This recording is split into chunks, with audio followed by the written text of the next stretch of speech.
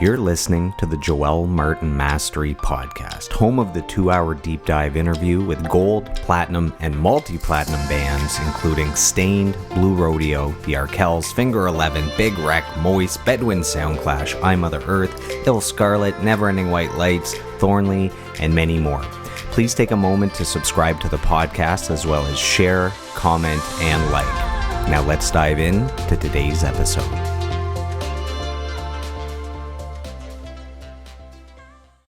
Welcome, everyone, to today's episode of the podcast. Thank you for joining us. We really appreciate it. We are joined by a very special guest. He's at the very forefront of all things drum-related in Canada, including manufacturing, tech, repairs, and rentals with his company, YC Drums. His list of studio clients include Billy Talent, Metric, and Silverstein. And if you're a lover of music like I am, live music, you might have seen him out on the road this past summer as the live drum tech for bands like Alexisonfire, like Finger 11, and like the Arkells. So please help me welcome to the podcast my friend here, Mr. Jordan Gauthier. Jordan, how are you? And how good did it feel a week ago when the Arkells brought you on stage in front of a packed arena in your hometown of Ottawa and gave you a powerful shout out? How did that feel? What was that moment like? Well, first off, thank you for that lovely intro. That was very kind of you. All the nice, kind things you just said, that really means a lot. So thank you. And thanks for having me. I have a lot of history in that arena, going to 67s games as a young child with family and friends. I saw some of my first ever concerts there.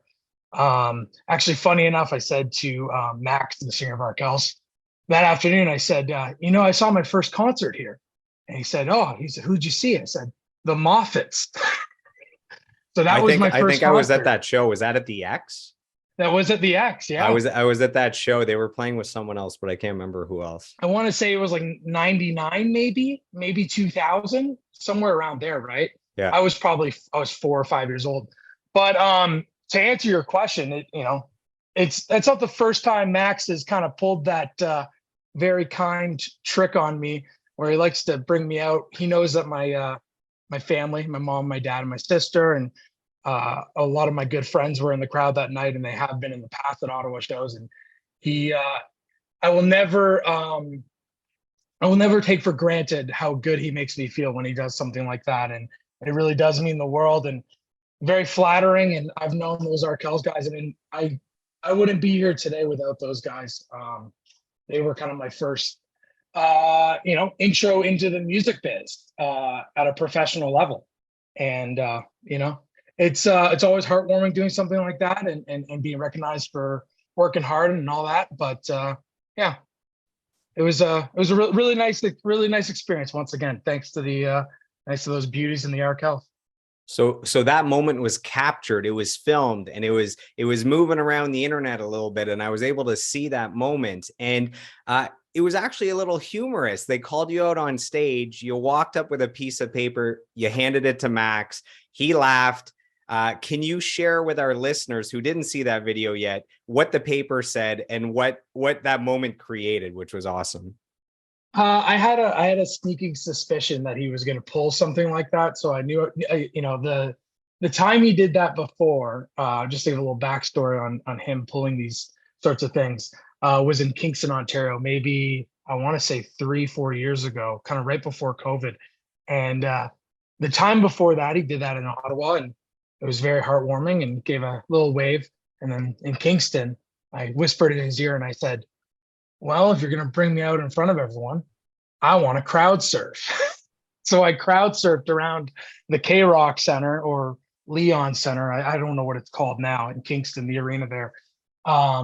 So I kind of had a hunch he was going to pull that, because he, was doing his usual thing where he would come up to me and go, you got some family in the crowd tonight? Got some friends? And yes, Max, my mom, my dad, my sister will be here, and some good friends of mine.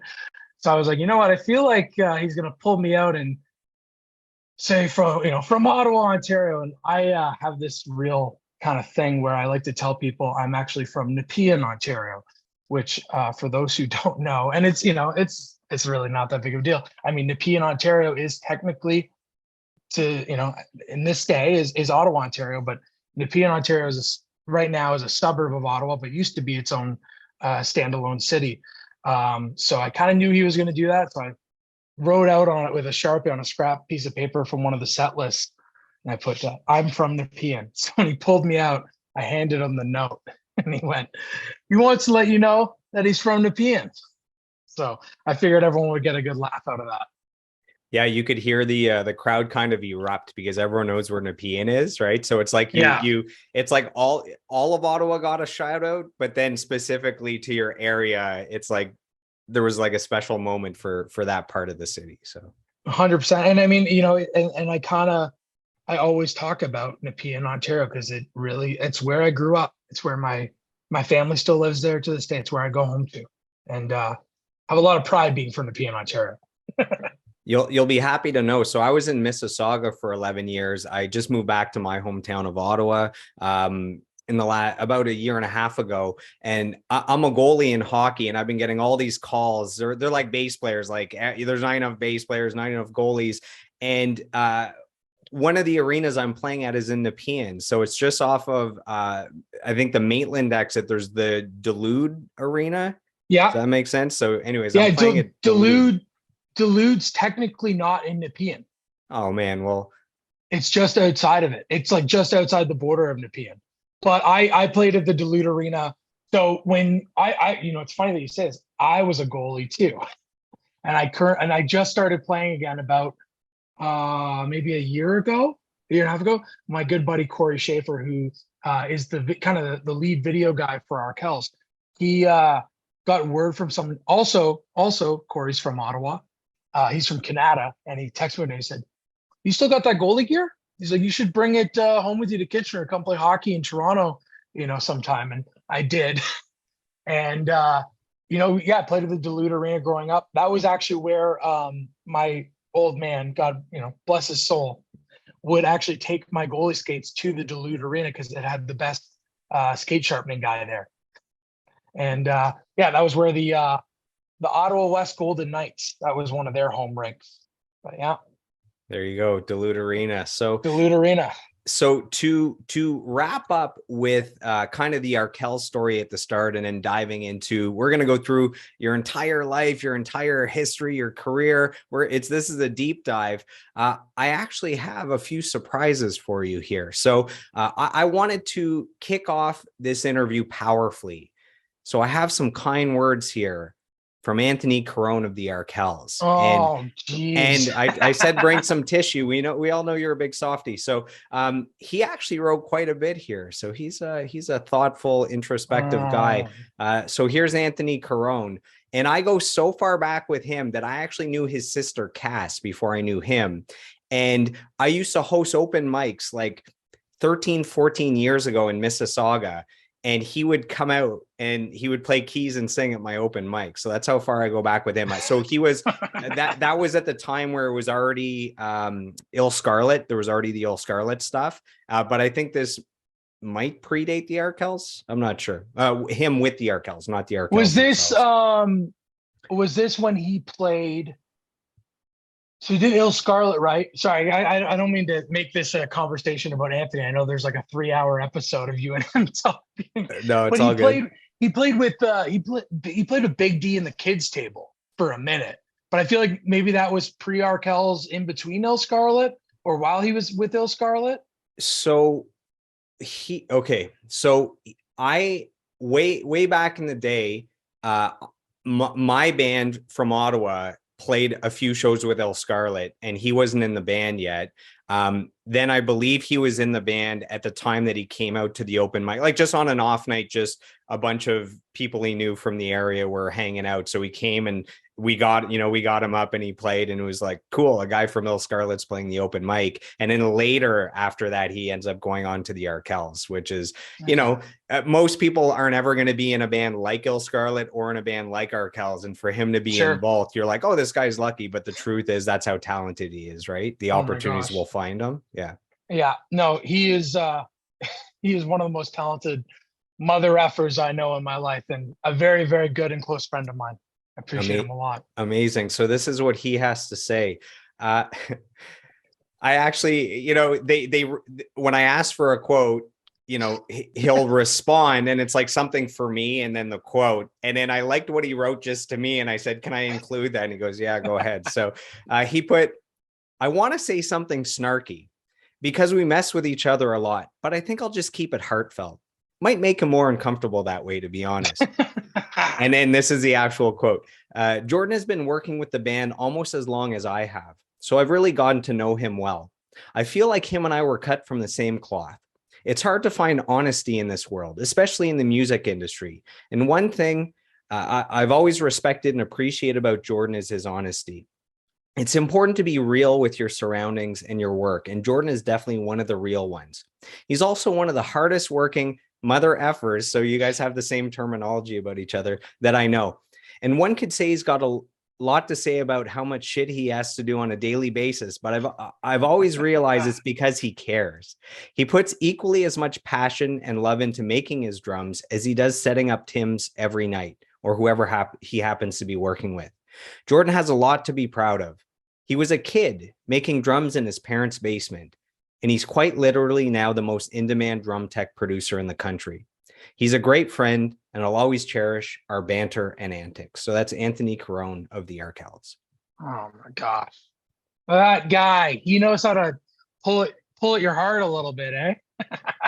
Maybe it's he's got a young kid. Maybe it's that brings out something in him as a young father, I was literally there the day maybe it might have been the day after his son Oscar was born. I've been through a lot with those guys, and what he said is right. Him and I love to just go at each other, and it's kind of like it's like a brotherly. That's how I look at it. I mean, you'd have to ask him. I feel like it's a brotherly love kind of thing where we're constantly messing with each other on the road. Oh my gosh, what a beauty! What a beauty! So I always like to start by sharing with our listeners how I know the guests. So it kind of shows the importance of networking, of building community, of fostering relationships.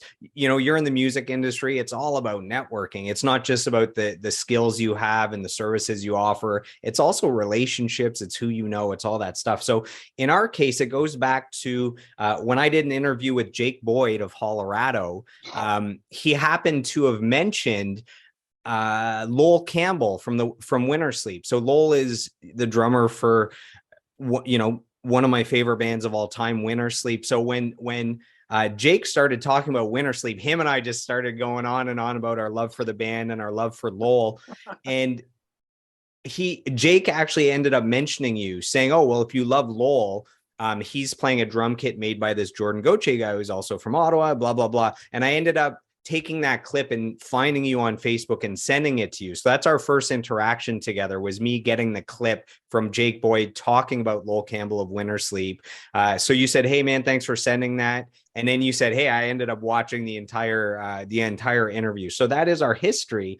And then to bring it up to the recent past, when Finger 11 was playing Ottawa, I figured out that you would be there as a drum tech. So I let you know, hey, I'll be out there with a few friends, and said, hey, if ever you're interested in being a guest on the podcast, we can make that happen. And you said, let's do it tonight in the parking lot. So just to show how game you were to do it. And you'll see after this interview, I needed time to prepare and get some surprises for you. But I do appreciate the gung-ho-ness of wanting to do it in the parking lot after the concert. And I appreciate you wanting to do your due diligence and do some research and all that. I'm very much, I like to think I'm a bit of a spontaneous person. I'm like, yeah, let's just rip it in the parking lot for, I'll talk to someone in the parking lot for 3 hours. I mean, that's basically what being on tour is when you play in a punk or a hardcore band, is you just hang out with your buds in a parking lot for hours on end. Oh my gosh, that's funny. Dude, Jake Boyd. Man, I miss that guy. I haven't seen him in a minute. Oh, he's another. You're bringing up all these great people that I know, and we started with Anthony, and now we're moving on to Jake Boyd, Lowell Campbell. I mean, these guys are all big beauties and extremely talented, all in their own right. I think you and I had a little kind of a back and forth maybe the other night about Winter Sleep and how amazing Lowell is. Oh my gosh, that Untitled record, dude. Which I see, it's okay. Is that background behind you? Is that real or is it fake? Are those actually records on your wall? These are real. So these are the 12 favorite albums of guests that have been on the show. So these are Okay. all people that I've interviewed. So with Winter Sleep, I had their singer Paul on a few months ago, and Lowell is confirmed to come early 2023 because he has new music coming out from one of his other bands, whether it's I don't know, he's in like 10 different bands, but there's new Yeah. music coming from Lowell. So he'll be coming up. So yeah, everyone on the wall. I mean, you have a history with Winter Sleep, with the Arkells.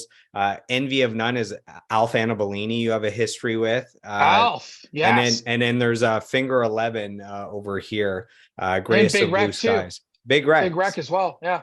I've teched their most recent stuff, the last two EPs I guess they put out. Sekou. I've known Sekou forever, man. I've probably known Sekou for about 10 years now. He's Back a to the beauty. Thornley days, or Like I said, I've only known him for about 10 years. So I feel like that's probably post Thornley days. so post I Thornley, we have he was with Bedwood Soundclash, Serena Ryder. I kind of I met him when he was with Serena, and I mean I think he still plays with Serena to this day. But kind of when he had just started with that. Actually, that's a great. Here's before I actually even really knew Sekou. There's actually what you were telling me earlier, like, oh, if you have any stories, here's a funny story. And I'm literally known amongst the Alexisonfire and City and Color camps as a horrible. They talk about how bad of a storyteller I Like, am, how can and they someone be laugh a about bad it. storyteller? Like, you I'm just forget the I details. Like, what is Yeah, it? and I trip on my words, and I kind of my stories go for a little too long, and they're really not that interesting. But I'll keep this one. I'll try to keep it short and sweet. When I was in college, I went to school for audio recording. So I was horrible at it, but I worked as a stagehand in Ottawa and like as a loader and all that jazz. And Serena Ryder was playing at Mavericks in Ottawa, and my buddy Brody was out as their backline tech and loaded all the gear. And I said, "Hey Brody, I'm like, can I set up the drums?" He's like, "Yeah, you know drums pretty well. Set them up." Didn't know the drummer's setup or anything, just totally blindly did it.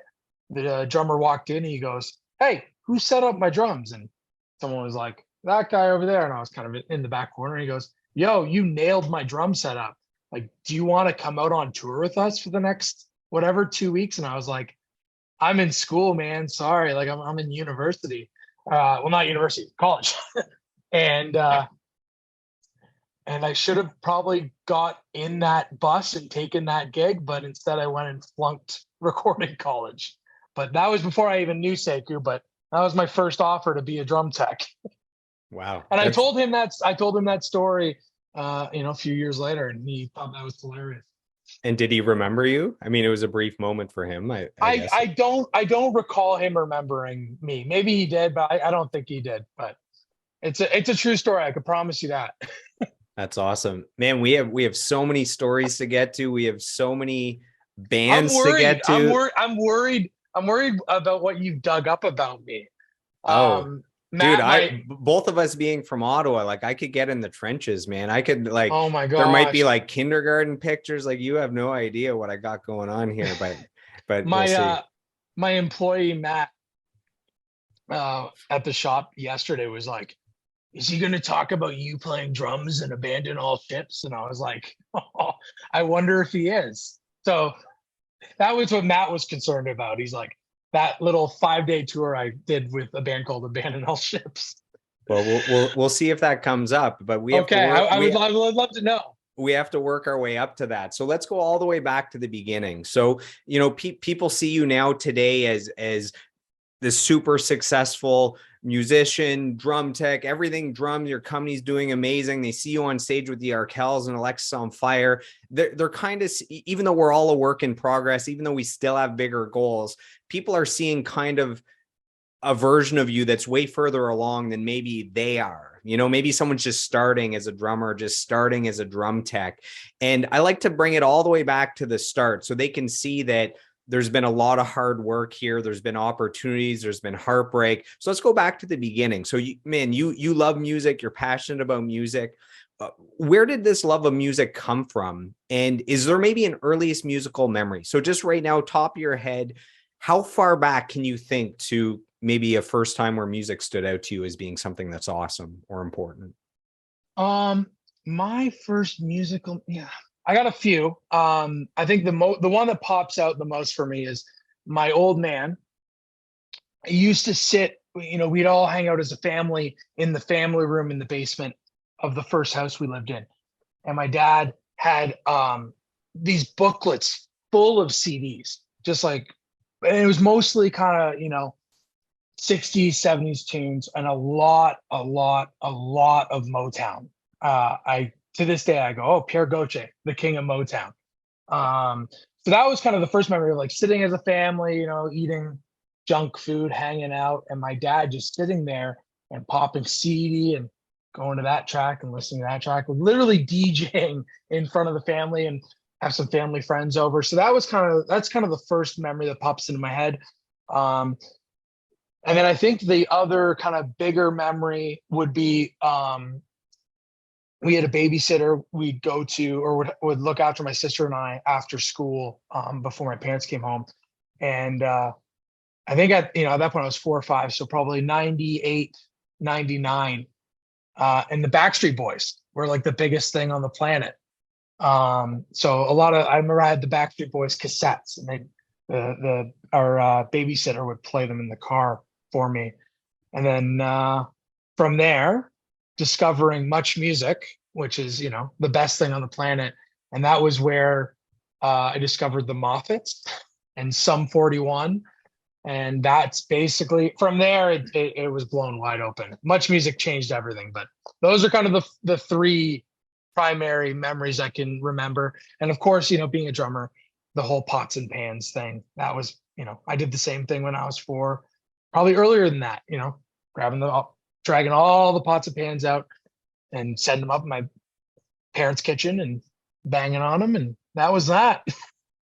See, the Moffats started as kind of like a boy band, and then they had a whole rock phase where they were more like a rock band, which is where we kind of got into it. Like when they played at the X, they were now kind of more of a rock band, and they had some good songs. What's funny, you mentioned the Backstreet Boys. I'm always looking at charts and seeing new albums coming out on Friday, and the Backstreet Boys with a Christmas song just had their first #1 hit since I Want It That Way. So after all these years, they just had they just had a Christmas song go to #1. So it's a big deal for the boys, in case they're struggling there with 100 million albums sold or whatever they've sold. In case the bank accounts are looking a little empty, They got a little Christmas present there. How did you gravitate towards the drum? So you mentioned the pots and pans, but I played pot and pans. Most kids just get that stuff out and play. So that is an early memory of the drums technically, but why do you think you actually started playing drums for real as a drummer? How did you gravitate towards maybe a real drum kit or wanting one or bongos or something?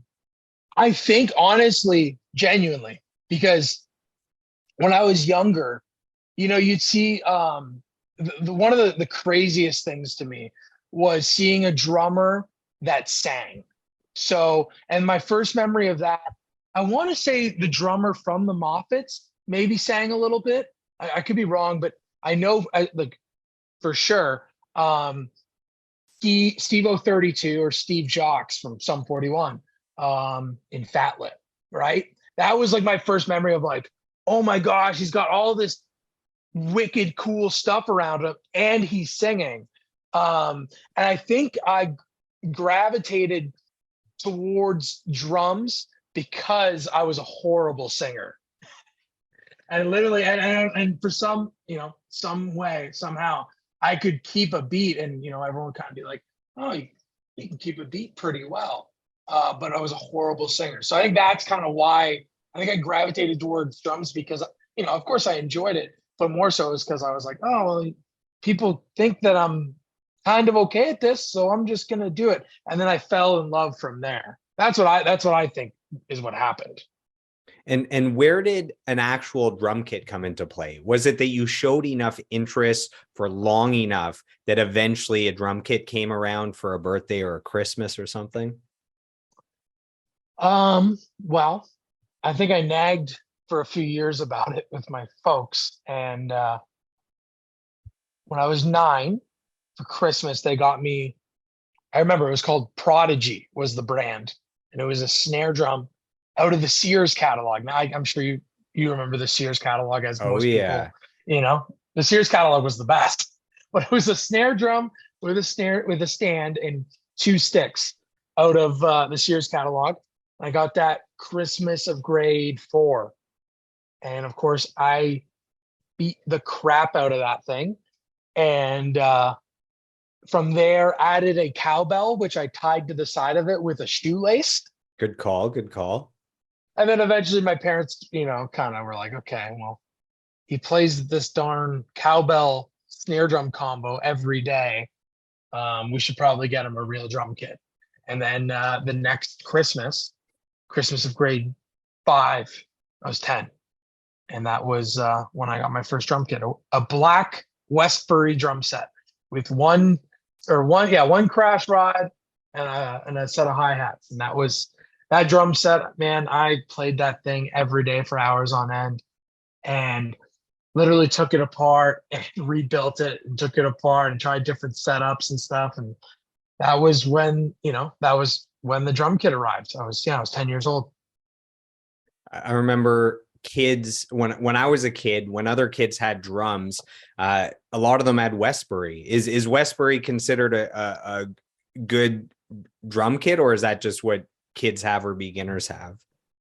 It's like a pretty well-known entry level drum set brand. Another popular one would be like CB, which I'm sure you've seen in the past. And it was just one of those things where I went to a music store with my dad after hockey one day, and I was like, oh, look, this isn't that much. And I think it was, $400, which was a lot for my folks. And it was there under the tree. So they listened. The best Christmas ever. I love that you started with a drum kit, with a cowbell near the start. I mean, that's the most important part of a drum kit, isn't it? A cowbell? Big time. It's the most important. Will Ferrell would approve. Yeah. Yeah, I feel like not enough drummers have a cowbell in their setup. You and I should probably try and put the word out and change it. Well, one band that is rocking the cowbell is the Standstills, who I've had on the podcast. They have a lot of cowbell in their music. They're on tour with 3 Days Grace, doing an arena tour across Canada right now. I think they just got back. So they have a lot of cowbell. So if you're looking for good rock music with cowbell, the Standstills. There you go. I remember that. Awesome band. I worked with the Glorious Sons for a minute, and they opened a few shows, and they were super rad band duo, right? Yeah. Or are they a 3-piece now? Did I see that somewhere? So like a 3-piece now? They have Brendan McMillan from My Darkest Days. He's playing bass with them now. So they did have awesome. They did have Chuck Daly from My Mother Earth before, and then okay. So he's the one that played on the new album that just came out November 4th. And then now for the live stuff, the tours and all that, it's Brendan McMillan that's on tour with them. So what's kind of cool is that tour with 3 Days Grace, The Warning, and the Standstills. What's cool is Brendan McMillan goes back to My Darkest Days. And then the singer from 3 Days Grace, Matt, goes back to My Darkest Days as well. So the two bands on tour, they were in a band together before, Adam Gonche leaves 3 Days Grace and they get Matt from My Darkest Days. So anyways, lots of cool, again, we're talking about connections, right? In the music industry. You cannot, it's funny how that works, eh? You can't underestimate how important networking is, probably in any industry, but the music industry. The more I interview people, the more you see that literally everyone is connected. Everyone is connected in some way. So if you're a jerk, if you're not pulling your weight, you're not going to have a long career in this industry. That's what's become apparent to me for sure. Big time. Yeah. And I say that all the time. I mean, I've spent years kind of worrying that I'm going to mess it all up by saying the wrong thing to the wrong person. And, yeah, you're 100% right. It's especially in Canada, it's such a tight knit industry community that you really, there's no, it's you got to be careful, about what you say and what you do. And you got to be a hard worker, because people find out quick if you're not only not a hard worker, but if you're a grumpy, not good person to be around. People find out very, very quick. Yeah, big time. So you get this drum kit. This is an amazing Christmas present. Who would you say were your biggest influences growing up, as far as drummers? So you mentioned Steve-O or Steve from Sum 41, maybe him. Who were kind of your drum gods when you first started playing drums? Oh my gosh. I mean, at the time, I'm trying to think of, because as you progress in age and you become a fan of different styles of music, you learn more. And I'm trying to think of, like, starting out, who my favorite drummers were. Like, I could give you a name of, I can name you 30 drummers right now that I really like and I've liked for a long, long time. I think at that time I was really into um, Adam Carson, who plays with AFI. Um, I was very into Jordan Hastings, who plays with a band called Alexisonfire. Um, I think Christ, that he had just joined Alexisonfire at that point, and it was like I'd never heard drumming like that before. Um, Sorry, I'm like stumbling here. I'm like trying to like. I have a horrible memory sometimes with these little things like this. I was That's all big good. into. Sorry, if you have someone else, go ahead. But if you need a second, I have a quick story about AFI. So I have a sister that's a couple of years older than me. So she got into seeing rock bands live before I did, and she saw this little band called AFI in Manotick before they were No big way. in Manotick. And she told me, yeah, the singer is super tall and wears these huge boots, like these massive boots on stage, and he's totally badass. And then years later, you get the Miss, what is it? Miss Murder was like the big breakthrough song. The Yeah. Hey Miss Murder, can I? Yeah. Yeah. Yeah. Yeah, they had their time with a few platinum releases. So, anyways, that's an old Manotick story Oh with my my gosh. sister. Yeah. I'm trying to think of, like, dude, that's amazing. Did they play like the arena, like the Manitic Arena or something upstairs in the rec room? Dude, I feel like it was probably some little like a You know what? 100 people somewhere. I'm gonna find a, remind me that I want to dig into that. I'm gonna text Of where Sean they Scallon, played. who's kind of, Sean Scallon's like, I don't know if you know Sean, but Sean's I like just kind of the ran guy. into him at the Intervals show in Ottawa. He Okay, was yeah. there. So he's Yeah. like the guy that's put on every punk show in Ottawa for like the last, I want to say 30 years, maybe longer.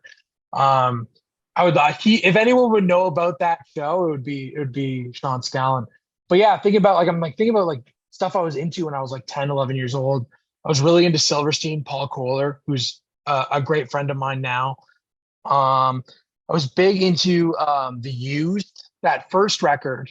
And I can't remember the drummer's name. I want to say it's Brandon Steinkert. I might be butchering the last name. And the next thing I was gonna say was Rancid. I was really into Rancid. That was kind of like, these are all like the first kind of punkier bands I got into. And Brandon Steinkert, he quit the Used and joined Rancid kind of shortly thereafter. So that's that connection there. Yeah. And then kind of from there, it evolved into like I was like really into Aaron Gillespie from Under Oath. Again, I can't remember if it's Gillespie or Gillespie. And then really into Tucker Rule from Thursday, and Adam Willard, who played with, Part of the Crypt and The Offspring. And he played in Angels and Airways and plays in Against Me now. Kind of like drummers like that. I was always really into drummers who played coincidentally, every drummer I was into kind of always played really big cymbals. And that kind of how I started playing drums when I got into high school, like just big cymbals, and everything was low and it was kind of like a thing. I don't know. But yeah, I know I'm drawing a blank on a lot of drummers, but that's kind of, You've already named 10 of them. You're good, well, man. there You're you good. go. And then we can get it. We can get it late. We can get into the drummers I got into later, kind of in my late teens and early adulthood, that really, really kind of blew my brain up. So I have a non-drummer drum question, which might be ridiculous. You were talking about the drummers you like played a lot of cymbals. Is Zildjian like the gold standard of cymbals? That's what I always hear Zildjian is Is that overblown? Is that not true? I don't know why. My whole life, it's like Zildjian, I think cymbals, I wouldn't call them the gold standard. I would just say they're the most popular brand. Most popular. They're just they're the it's like, pizza of yeah, cymbals. but if you have any American people watching your documentary, or sorry, not your documentary, your podcast, they won't understand that reference. Canadians, not even Canadians, Ontarians, because I don't think Ontario? pizza's outside of Ontario, right? Yeah, I don't think pizza's it's outside like of Ontario. cardboard with cheese on it. It's not great, but it Yeah, is the well, yeah, most exactly. popular. Yeah. But yeah, basically like I don't know, the Ford of Mm. cymbals, if that makes sense. Yeah. Okay, just the most popular, been around a Yeah. long time. They do a ton of endorsements, right? So young drummers see their favorite drummers playing Zildjian, and that starts the whole cycle going again, I guess. Big time. Yeah. Yeah, exactly. Was there anything you wanted to be as a kid before wanting to be a musician? Was there a time as a kid you wanted to be an NHL goalie? Anything come up before, before music? Well, I mean, yeah, I played hockey. I loved hockey as a child. And I started playing hockey kind of at a later age. I started playing at organized hockey at 9 years old, and basically that was like my dream. It was to play in the NHL like any other kid who played hockey. And then before that, I think if you asked my mom or dad what I wanted to be, they would have told you I wanted to be a fireman. So yeah, that was basically it. It was like fireman, play hockey, and then I guess I do like punk rock. I just got hooked. The amount of guests that say they wanted to be a fireman, you'd be surprised. There's been at least 3 or 4. I know Julian Taylor from Staggered Crossing, he said fireman, and a few more, but that one sticks out to me. Do you think growing up in Nepean shaped you at all as a musician and as a person? Is there something specific about Nepean that kind of molded you into who you are today, personally and professionally? You know what? I'm not even going to say Nepean. I'm going to say Ottawa in general. I feel like when I talk to people who are from Ottawa, they get it. And this will sound cliche, and I know it will, but you talk to people. If I were to talk to Anthony Corona about Ottawa and be like, growing up in Ottawa, I was like this, and this. He'd probably be like, "Oh, Ottawa's the worst, dude." And that's the thing. It's like growing up in Ottawa, it was different because you didn't get the big attractions like growing up in Montreal or Toronto. I mean, it's still a major city, but it's one of those things where I feel like, especially when it came to music, when a band came through town in Ottawa, it meant a little more. And I don't know if that's just the way I've built it up in my head, but it was one of those things where because so many bands skipped over Ottawa, and you'd have to either, find your buddy's mom or older brother, sister, who are willing to drive you to Montreal to catch that band, that never comes to Ottawa. It's just one of those things where it just felt, I don't know, felt more special. And because it was a smaller city, everyone knew everyone. Like you could play in a hardcore band, but you knew the folks that played in the pop rock band. It was just such a tight knit community. And I think that really kind of made me realize, I don't know how to say, it's like to grab onto the people that you care about and hold on to them. And that was the thing, like, because you knew every single person when you went to a show, it really felt like a community thing, and you grabbed onto those people and you leaned onto those people outside of the show. And that was the thing. And that was like the beautiful thing of growing up in Ottawa, is it was a real community thing, especially when it came to music. But I mean, even outside of music, it's like you would meet people who, friend of a friend, who friend that you met through the music scene. And even to this day, some of my closest friends are people who I've met from the music scene, and I've become great friends with their friends who weren't a part of the music scene at all that might own a local bakery. So when I go home, I swing by that bakery and I support that bakery. And it was just one of those things where like it started like this. It started, 50 people in the community center, and it just did this, this, and this. And it makes being an adult now, I'm 28 years old, going home, it makes it really exciting and, really fun. I don't even know if that answered your question, but I hope it did. Yeah. I'm born in Ottawa, grew up in Ottawa. I find that people from Ottawa love Ottawa, and then those outside of it, like you mentioned, maybe Anthony wouldn't get it. I find that people outside of Ottawa are like, what does Ottawa have on Toronto or Montreal or Vancouver or whatever? A couple things about Ottawa that you triggered with your response was Chelsea Miller from Live 88.5. I had her on the podcast, and she mentioned that someone told her once, so I think she might have been interviewing someone, and they said, "Oh, Ottawa, that's the city that fun forgot." Oh my God. The amount of times Chelsea I've heard loved that. Chelsea just like adores Ottawa, so she had to defend it. But she told me that she heard that quote once, and she thought that they were completely wrong about that. And the other thing is, since I've moved back from the GTA to Ottawa in the last year and a half, where you said, when shows come to Ottawa, we really appreciate it because a lot of times they skip. If a band only has 3 shows in Canada, it's Toronto, Montreal, and Vancouver.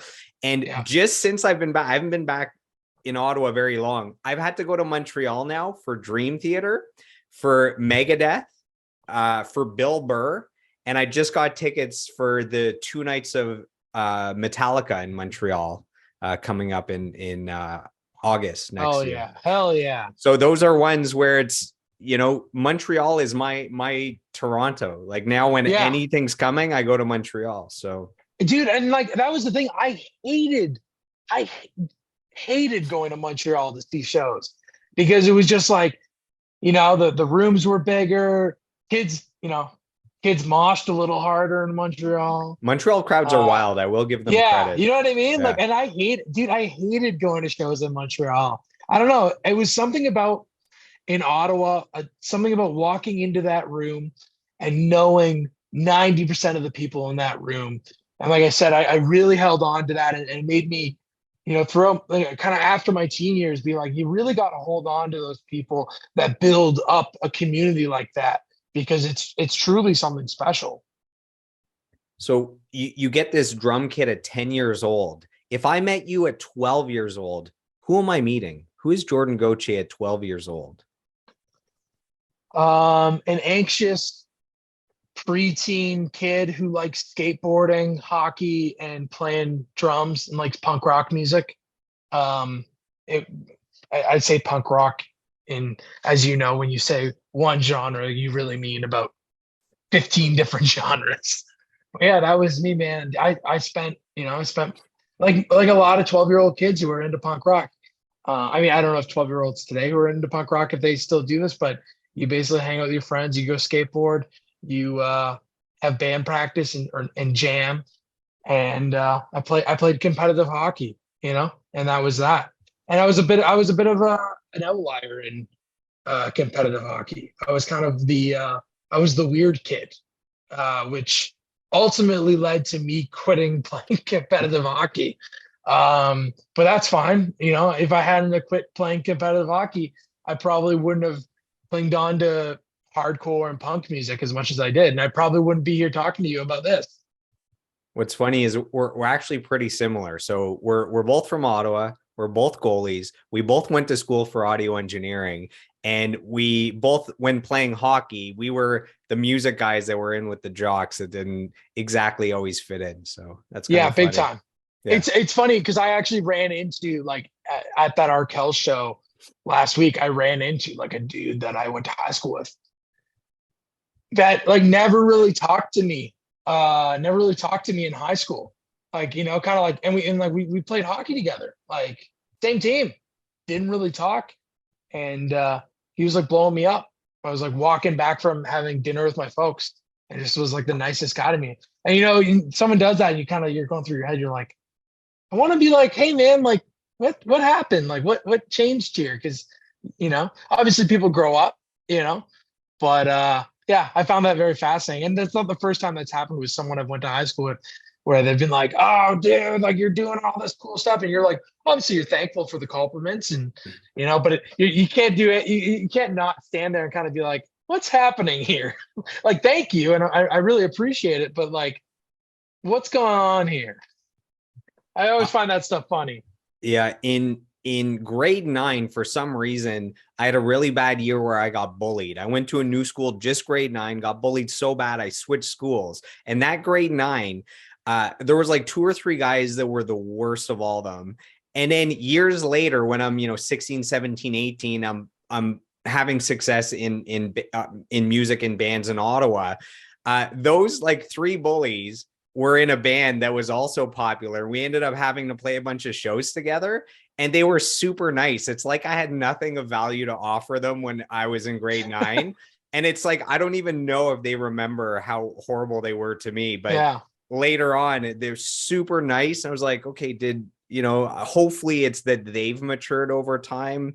You hope that that's what it is, or anyway, so you just triggered some nightmares when you talked about people that are a little No, different now. for sure. I mean, dude, I was, I was bullied my whole childhood, basically. I was a very large kid, you know, and I laugh about it now because you can't do anything but laugh, because I can't go back in time and change what happened. It's either laugh or cry, so you might as well Yeah, laugh. for sure. Yeah. You might as well Yeah. laugh. Exactly. I think laughing feels a lot better than crying. But I 100% get that. I mean, and it's so fascinating as we kind of, one day at a time go through life and do all these different things. You know, it's just very interesting how people change. I mean, and I like to think I feel good when I run into someone where I'm like, like in my head, I'm like, you were a real prick to me in high school, but you seem like an all right person now.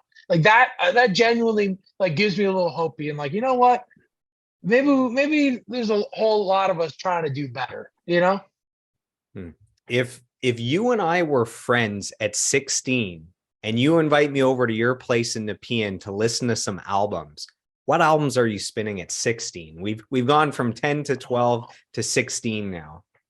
What year would that have been? So that would have been 2012. Okay. So I'm trying to think of what I was. 2012. That's the end of the world in the Mayan calendar, right? They got that big Yes. movie with John Cusack, 2012. I'm going to say 2012. I was probably really, okay, I'll start with this. I was really, so 2012. Sorry, I'm trying to, no, hold on. 2016 would have been 2000. Hold on. Sorry, I'm so bad with time right now. Would have been, I'm born in 94. So it would have been 2000 and, oh my gosh, do the math for me, 2004. please. 2010, So 2011, 2011. yeah, So, 2010. okay. So So 2010 is the rise of Drake. So yeah. 2010 is like Thank Me Later. It's Eminem Recovery. Oh, That's that I, year, I, I 2010. I got my bearings now. Black Um, Keys, Brother, so I that kind was of stuff. really into, that was kind of when I started getting into hardcore. Like in Ottawa, all the kids, I say kids, myself included, who kind of like went through the whole like screamo thing and then dove into this thing called metalcore, and then kind of into hardcore music. So at that time it was kind of cool because a lot of people started playing in hardcore bands. And I have to think about like Trapped Under Ice, which like the drummer from that band is the singer of this band called Turnstile that's very popular right now. They just got um nominated for 3 Grammys, Three which is Grammys isn't, bananas. yeah, wild. So like Trapped Under Ice was big, and I'm trying to think of other bands that were coming through Ottawa. Another band called Wrong Answer. I was really into one of my favorite hardcore band, this band called Bane. To this day, I was listening to them this morning when I was driving into Toronto. I was really into Bane. A high school teacher actually kind of showed me them, being like, "Oh, you like all these bands?" And that really rocked my world. I was big into this band called Touche Amore, and they had just put out their first record at that point, called "To the Beat of a Dead Horse," and that record was like That's a good every title. every day. And dude, it's like 11 songs. I want to say it's like 15 minutes long. Just a phenomenal record, still a record that I revisit to this day. another band called Defeater, another band called Make Do and Mend. It was kind of this thing, another band called Title Fight. It was like this weird thing where it was like hardcore in Ottawa was like kind of on the upswing again. And then what we called the wave. So it was like this like offshoot of hardcore where it was like a little grungy and a little emo. Another band called Pianos Become the Teeth. I was really into. They're like a screamo band from Maryland. So that was kind of what was going on in 2011 for me in Ottawa. And I'm trying to think of other band. I mean, I'd always been a fan of like indie rock too. So like I was still like into the Weaker Thans and the Constantines and the Arkells and bands like that. I mean, yeah, just a whole bunch of stuff. But that's kind of where I'm at 16. I'm just you know, and I know it sounds so cliche to be like, I'm a fan of all music, but I really was. I was a big fan of stuff. It's just a bunch of different bands, you know, still a fan of Alexisonfire. You know, still a fan of you know, all these different bands, man. And yeah, I don't know. Did you yourself play in a bunch of bands growing up? And if so, what are some of the names? Our listeners get a kick out of old band names. Sometimes there's some really ridiculous ones that are pretty amusing. Okay. My first band at the age of, I want to say 12, was called The Convicts with a K. Nice. Don't know why we spelt it with a K. Probably just Akon would approve of that. Trying to be more punk. And then the next band was called, let's see if I can go in order here. Let's do Next it. band was called With Fear Comes Tragedy, which was like a screamo band. And then after that, played in a band called A Streetlight Sunset. And I think that band was kind of like a pop punk band kind of thing, emo band. And then a band called After the Vendetta. I'm sure I'm forgetting some bands here. I played in a lot of bands that only lived a few months. After the Vendetta was like the first band I played in that actually like toured a little bit. Like we bought a van, you know, and went to Peterborough, I think, and Kingston. After the Vendetta, and then I played after that, I played in a band called Seek First His Kingdom, which was a Christian metalcore band. Because at that time, being Christian and into hardcore metal music was a thing. Like Under Oath and all, you know, As I Lay Dying and all those bands like that. 1,000 Foot Crutch, yeah, I think. Yeah, that's another band. Or there was another band called For Today, I think. There's like a whole Christian hardcore Creed thing. with its undertones of Christianity. I don't know. It's just a joke. I'm just trying to think of bands that were like coming through Ottawa at that time that were like Christian metalcore bands. As I name bands here. And then I played in a band called Sparrows that actually like was around for a while, that did a decent amount of touring. I wasn't in the band very long. I think I was in the band for like maybe 8 months.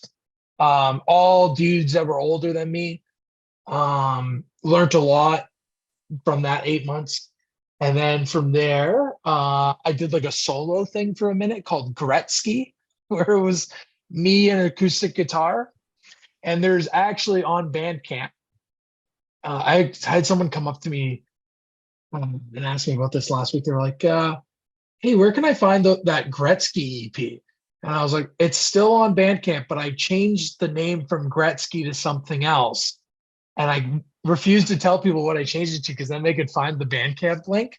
But it's me singing and playing all the instruments, recorded by my old buddy Mike Poisson at House of Fish in Orleans. Basically the recording studio that did every Ottawa band for, you know, I want to say like a period of like 4 or 5 years. And then from there, I played in a pop punk band called Neighbors. And then I played in a band called New Love. And I think that's it. I think that's all. I think that's pretty much all the bands I played in. I mean, unless you dug something up that says otherwise, but I think that's it. Nothing. None of those bands ever really did anything, so it's not important. That I think that is the most bands that any guest has been in when they talk about the early days growing up and playing. How? Sorry, go. You're gonna say something. Go ahead. Well, I know I had a horrible tendency of like starting bands and breaking up bands. Because I was always the person that was like 120% in, like, you gotta quit your job. We're going on tour. Like, you gotta be fully committed to this. I don't care if you like get fired. I was that guy. I was the guy that booked all the shows and ordered the merch and did all the money stuff. And I was like the manager basically for all those bands. So I had a horrible tendency of like just getting sick of dealing with people and just breaking up a band and going and starting another band. And Oh, how early on did you know you had something special as a musician that you could maybe turn this into a career, that you could do this for a living, whether it's you as a drummer or with everything you do with the drums? I always kind of had this thing where I was like, this is what I'm gonna do. I'm not gonna take no for an answer. I'm gonna tour the world. That's my dream, and I'll be damned if, my dream doesn't come true. And what happened kind of as I got older, the more and more I kind of realized, I was like, I like playing drums, but I'm way more into the business side of things in all these bands that I'm in. And I'm way more into gear. Like, I was always the drummer. It seemed like in my, again, going back to like talking about how tight knit the community was in Ottawa, it seemed like I was always the drummer at shows that had kind of the nicest gear, because that's literally like, I got a job when I turned 15, like the day I turned 15, spent all my money from that day forward buying drum gear. And I just nerded out so much about gear that literally other drummers that I became friends with would, come by my parents' place and be like, hey, like, can I bring you my snare drum? Or like, hey, at that show tomorrow, like, are you coming to like watch our band open for this band? Can you like swing by early and reskin my drum kit for me and tune it up for me? And that was kind of what got me into it. Then, basically got to a point where I was like, I think I'm way better at drum gear than I am actually at playing the drums, because no one would ever it seemed like no one would ever really come up to me and be like, hey man, you're like, great set. You're a fucking killer drummer. It was always, hey man, great set. Dude, what are your drums? They sound killer. That was the compliment I got. I never got the, yo, dude, you're a great drummer. It was always the, dude, your drums sound sick. How do you tune your snare drum? So when more and more people start doing that instead of the former, you're like, okay, maybe I'm good at this and not good at that. So it was kind of a natural progression that led to eventually founding your drum company.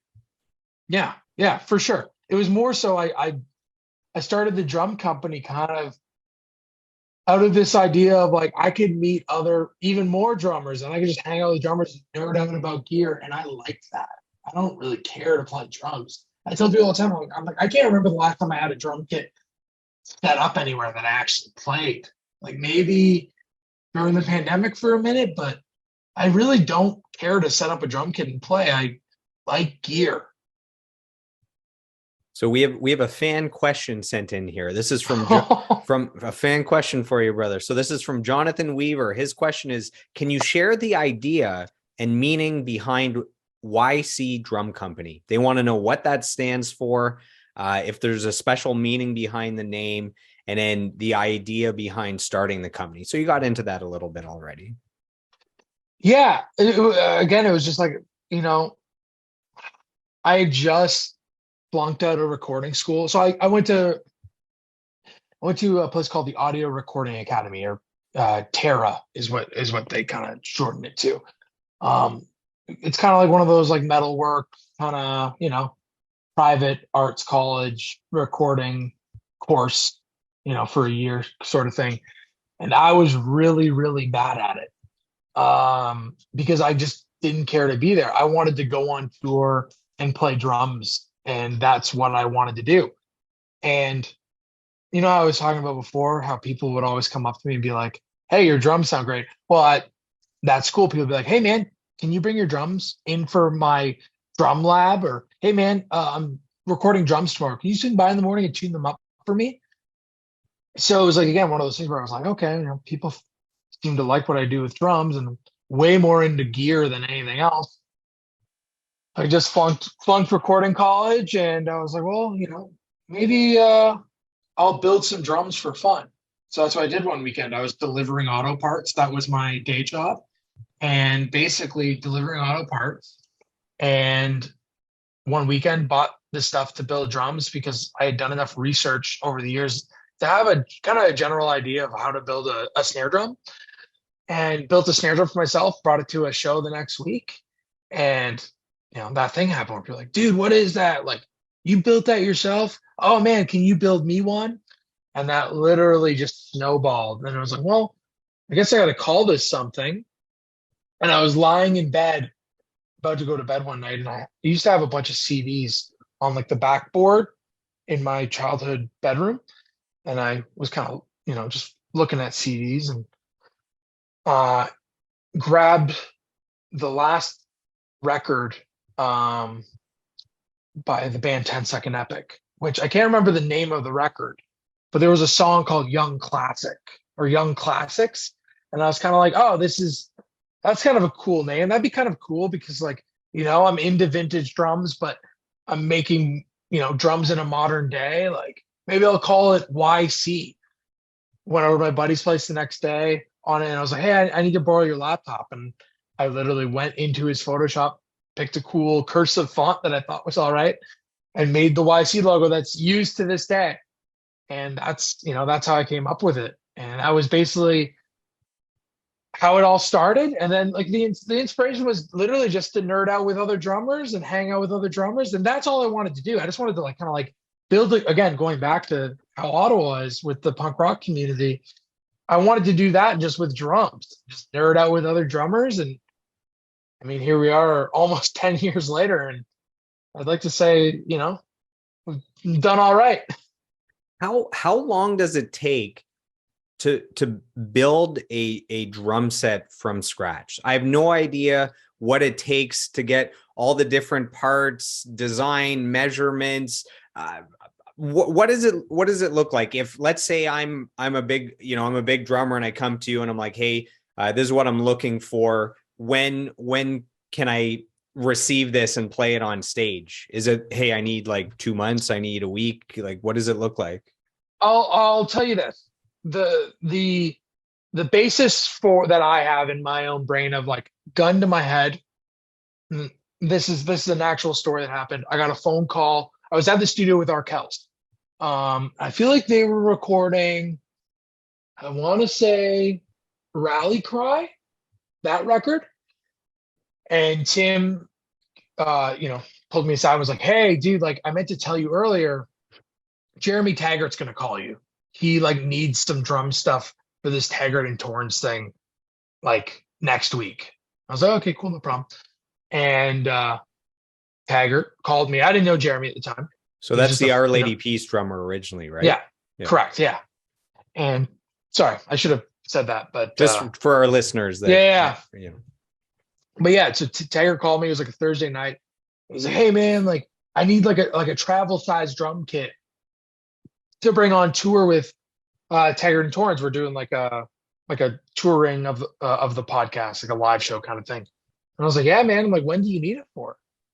And he's like, I need it. I want to say he's like, I need it Monday afternoon. And I was like, what? You need it Monday afternoon? He's like, yeah, I need it at Strombo's house. We're doing like a thing at Strombo's. And I was like, yeah, okay. He's like, yeah, can you do it? And in my head, I'm like, how the heck am I gonna do this? And I pulled it off. I literally, I think I went to the shop after the studio that night and started it, and I had them finished Monday morning. So let's call it Friday, Saturday, Sunday, right? So 3 days, a gun to my head. Because a lot of the time you're dealing with dry times and cure times with different, if it's a wrap drum kit, you're dealing with the time it takes for the contact cement to cure. With stains, you're just waiting for stain to cure. You're waiting for the clear coat to cure, so on and so forth. But yeah, that was 3 days. So I want to say, like, gun to my head, that in my own head, that's like the quickest I've ever had to turn around a drum for someone. I think the next quickest would be Gino, who's out with Jesse Reyes right now. I think that drum, the YC kit that he's playing right now, I think I did that one, and it's like a full, like, proper, normal size drum kit. where Taggart's was like a small kind of traveler kit, just 2 drums. This is 4 drums. I think that was like 4 or 5 days. And on top of like actually having, the time I did Taggart, that little travel kit for Taggart, I don't think I had too much going on, but now I have a lot going on. So yeah, that's kind of the basis of it. I mean, gun to my head, yeah, I want to say 3 days. So And three that's so days. that was a really long way to get to 3 days. So if you have to save a cute little, if you have to save like a cute puppy and you have 3 days to make a drum kit, you can make that happen. But that's not ideal. That's not an ideal amount of time. Not ideal at all. But I mean, Jeremy Taggart calls you. You Yeah. kind of have to go. All right, Tags, no problem. So I have two questions. What if there is no time limit, if it's just at your own leisure, you don't have to leave to go do drum teching somewhere, if it's just kind of a natural progression of building a drum kit from scratch, what is ideal? 2 weeks or 3 weeks? I'm just curious, in a perfect world, how fast are you spitting out drum kits? It's super dependent on the Yeah. details that go into the drums and the actual components that they're using. I mean, the biggest thing being the biggest kind of differentiator with all of that is how are the drums finished? A stained drum kit or painted drum kit will take a lot longer than a wrap drum kit, just with cure times, and you got to put more coats. Where I mean, if it's a wrap drum kit, it could be done a lot quicker. I want to say like my ideal time is I don't have one. It's, if I had it my way, I would just build it at my leisure all the time and just enjoy it. Not saying that I don't enjoy it now, but I mean, in a perfect world, I would just do it on my own time, which means it would probably take a few months to finish anything. So are you doing that in between everything you do? So maybe you go and do the Arkells show in Ottawa. Then you come back and for 4 hours the next day, you're working on a new drum kit. And then you go in the studio with whoever. And then the next day you do 2 more hours. Like, is that how your life goes a bit? Or do you have blocks of time cut out, or? That is absolutely how it goes. You nailed it. And that's the way it's always been, because I like doing things other than building drums. And that's kind of how how I built the business was the drum building and building actual drums was the vessel to doing all the other stuff that the company does. So now it's kind of like it truly is, in my eyes, it's a one-stop shop with the exception of retail. I mean, we do sell obviously the drums like YC drums, but we're not a storefront. We're not online. So we sell like little nicks and little kind of small things, but we're not selling other brands drums and selling cymbals and all that. We basically do everything else. If you need someone to get fixed, or you want to rent a cool drum kit for a music video, or you want to rent a couple of drum kits and like 10 snare drums for your record that you're recording, or you're doing a show and you want a specific drum kit, we do all that. But yeah. So basically that's literally it, just because, and it's, I truly, out of a fear, it's out of me just liking to switch it up and liking all these different things, and two, truly a fear of getting bored of something and, being miserable, and just, I don't want it to feel like a job. You know what I mean? I mean, there are days where it feels like a job, but I don't want it to feel like an actual 9 to 5 office job. I'm trying to keep it exciting, and it hasn't got dull yet.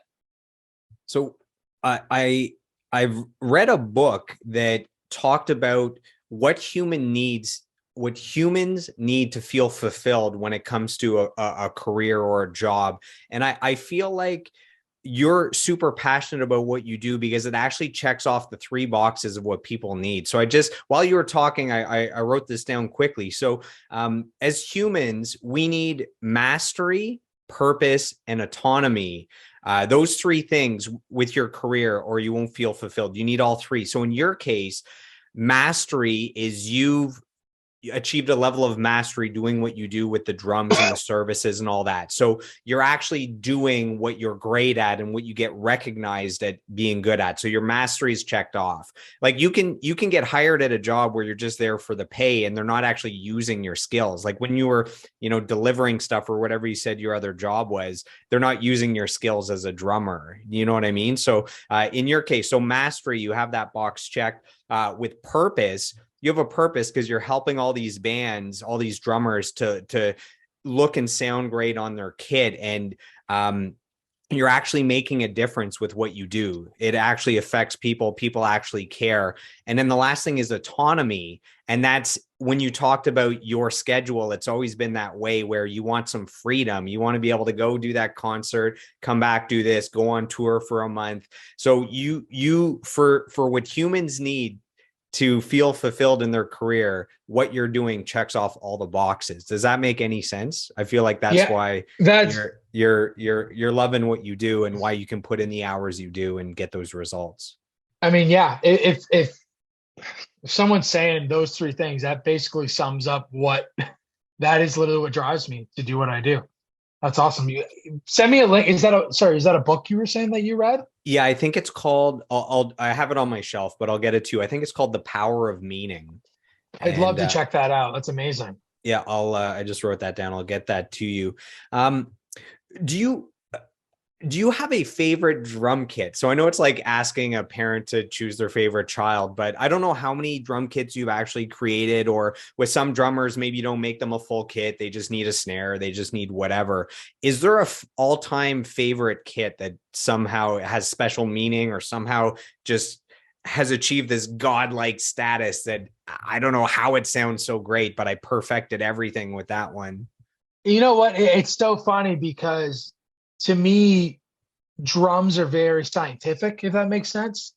It's kind of like, if you check all these boxes, it should do this. There's a few drum kits that I've built over the years where I go, why is that? Why this one sounds so darn good?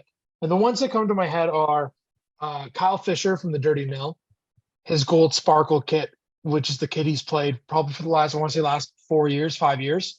That kit, somehow, some way, and I've built dozens of kits in that same size, not the same color, but same size, same bearing edge, same shells, same heart, like same everything. That kit sounds really, really good, and I don't know why. And I wish I could tell you why. Hey, if everything before you say the next one, if everything is just energy and frequencies, maybe the color is the difference. I mean, the color is frequencies. But the material that's used to cover that, you can get that same material in different colors, right? And it's the same thickness, it's the same weight, it's everything's the exact same. So I don't know. Is it the way that he plays? Like maybe it's his style matching that kit. It could also be the shells. The wood is not as dense, or it's more dense, because wood is it's a living thing, right?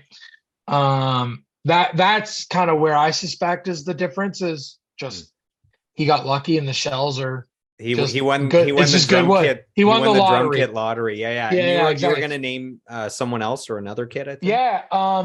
Danny Miles from the band July Talk. I love his current kit that I literally just finished for him a few months ago. But his last kit that he played probably for the last, I want to say 3 years.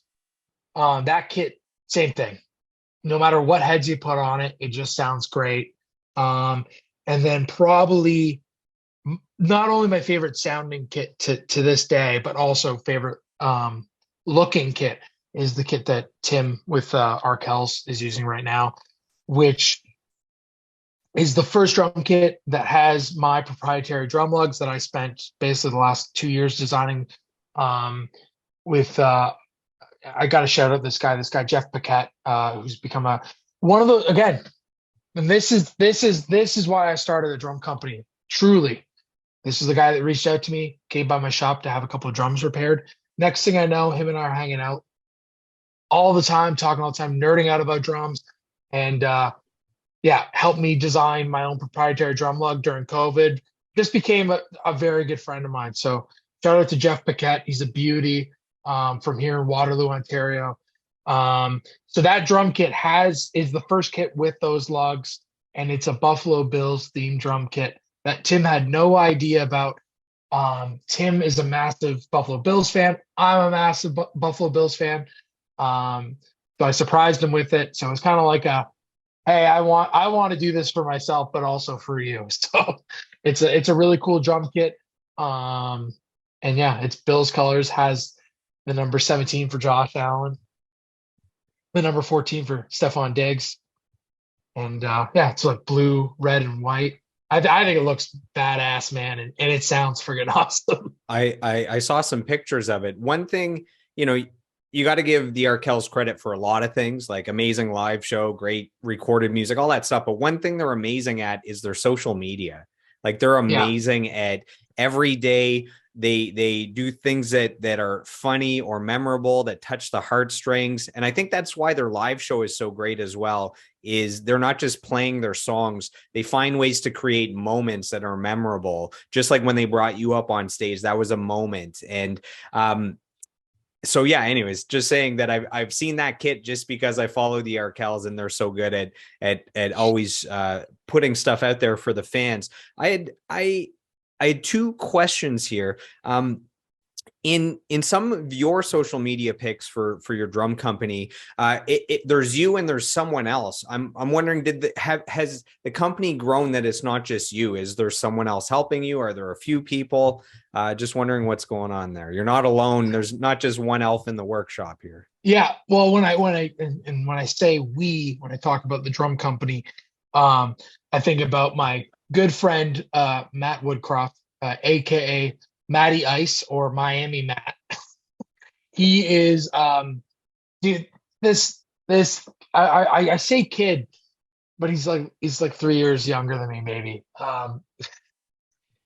This guy came to me like out of the blue, hit me up, needed some like hours for his college program. He was doing music at Mohawk in Hamilton, and I for years, and even to this day, to this day, I have like a no intern policy. Like no, I was like, I don't believe in free labor. I think if you work, you should get paid. It's just, and it's not knocking internships. I see the value there. It's just like a personal thing for me where I'm kind of like, if you're gonna come and work, even if you don't know what you're doing, you should be paid. So yeah, I got this message from this dude on Facebook. This was probably 5, 6 years ago, maybe. And I was like, hey man, I'm like, thanks for reaching out, but like, I can't help you out here. Like I just, it's a personal thing. I don't do it. And he just kept nagging me, being like, hey man, like, please, like, I just love what you do. I need to get some hours. Like, can you help me out here? And I was like, finally, I was like, okay, here's the deal. I'm like, you can come. I'm like, I can't afford to have an employee, but I'll pay you gas money and I'll buy you lunch. And that was literally what started this friendship. And then it got to a point where I did need to hire someone. And Matt has been full time with me, I feel like for a year now almost. And he's the best. He's such a hardworking, passionate guy, and hilarious, and just good fun to be around, and really really knows what he's doing. So much so that I trust him with a lot of stuff. And this year when I was pretty occupied touring with Alexisonfire, and being Arkells drum tech for I want to say 7 years now almost. I needed someone to fill in for me, and Tim was like, "Hey, why not Matt from your shop?" And I was like, "Well, Matt's never drum tech live," and he's like, "Yeah, but he's been hanging out with you every day for the last however many years. I bet you he'd be fine." So Matt went out with Arkells like pretty much all summer and like all this fall and killed it. It was a bit of a learning curve for him, and but he was good about it, man. He asked all the right questions, but was still confident in his job. And yeah, Matt's a beaut. And then Paul Ramirez is another guy that works for me part-time who plays in a band called the Flatliners, which I know you know who they are. And if you don't know who the Flatliners are, you're living under a rock and you should Check probably them get out out. from under that rock. So yeah, Paul's kind of the guy I lean on for tech work in the studio when I'm not available. And just a phenomenal guy that knows gear in and out, and also an incredible drummer in his own right. And I will say Matt as well. Matt's an incredible drummer too. I'm the worst of the three. But yeah, that's my little crew I got going on.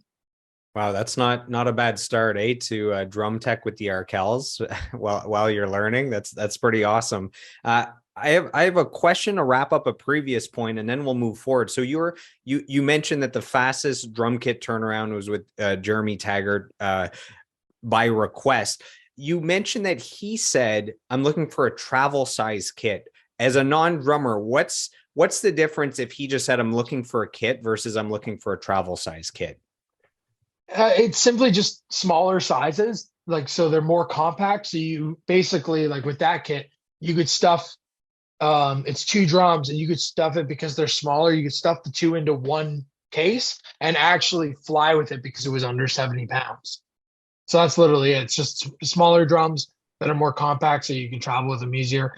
I've done a few kind of kits like that recently, actually, with more than two pieces, where it's like three pieces and it goes into two cases with the snare drum sort of thing. And it's like, oh yeah, I need something small that I can throw in my hatchback with like all the other band, like all the other gear that the band has. So that's literally it. So on your website, you have a list of indoor Cs. So I'm going to read these, and then I have a question about that. So you have the Arkells, the Glorious Sons, Pup, July Talk, the Strumbellas, Matt Mays, Winter Sleep, and USS.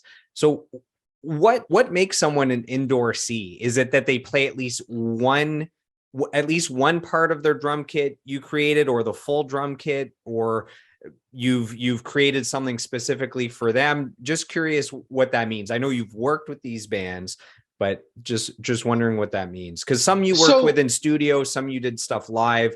I'm just curious about indoor C. I will say that before I dive into this, my website is horrendous and horrible, and I'm not very good at technology, and I've been kind of driving off of word of mouth for the last decade, and it seems to be working okay. So please don't judge my business by my website. Very bare bones. But essentially what that is those are artists, drummers that have chosen to play my drums exclusively. Now, obviously, so that's basically what an endorsement deal is. Basically, when someone gets an endorsement deal, it's like, I'm going to exclusively play this brand. It's like in sports when people are like, I have an endorsement deal with Nike. Well, they use Nike shoes. They only wear Nike shoes. Now, obviously, there's situations where the drummer can't play my drums. For instance, I don't have any drums in Iceland. So if Arkells go to play a show in Iceland and don't ship their own gear and have to use backline gear, rent gear in Iceland, Tim's going to play a different branded drum kit. That's all that is. So yeah, it's just from years of like meeting new drummers and being like, hey, try my product, and being like, dude, love the product. Like, can you build me a drum set? And then we work out a deal from there. And that's it. And yeah, so all those people on the website are all drummers that play at least like the main parts of the drum kit, which is like kick drum, rack tom, and floor tom. Some of those drummers also play YC snare drums. Sometimes they'll use a different brand snare drum. Snare drums are kind of like this thing where usually people kind of circulate around a few different styles and materials and sizes and whatnot. So yeah, that's basically it. So on that list was Matt Mays. So back when I was 18, 19, I lived in London, Ontario for 1 year to go to OEArt for audio engineering.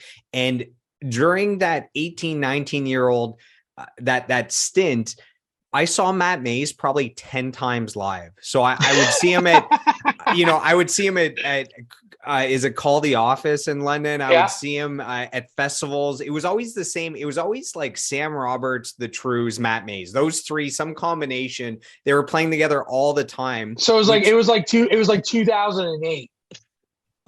this was 2000 and 2003, 2004, I Oh, think. okay. So Earlier this than I is thought. this Then is I like think. Matt Okay. Mays's first two albums that were bangers. So anyways, just bringing that up that they have an amazing live show. I saw them so many times, was super into them.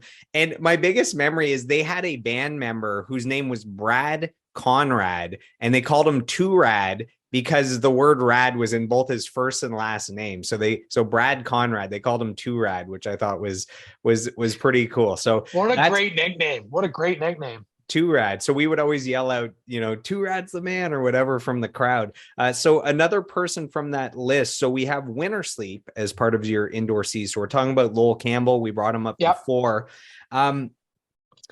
So recently I went to see Billy Talent and Rise Against at the same arena, the TD Place in Ottawa. And, Winter Sleep, probably my all-time favorite band.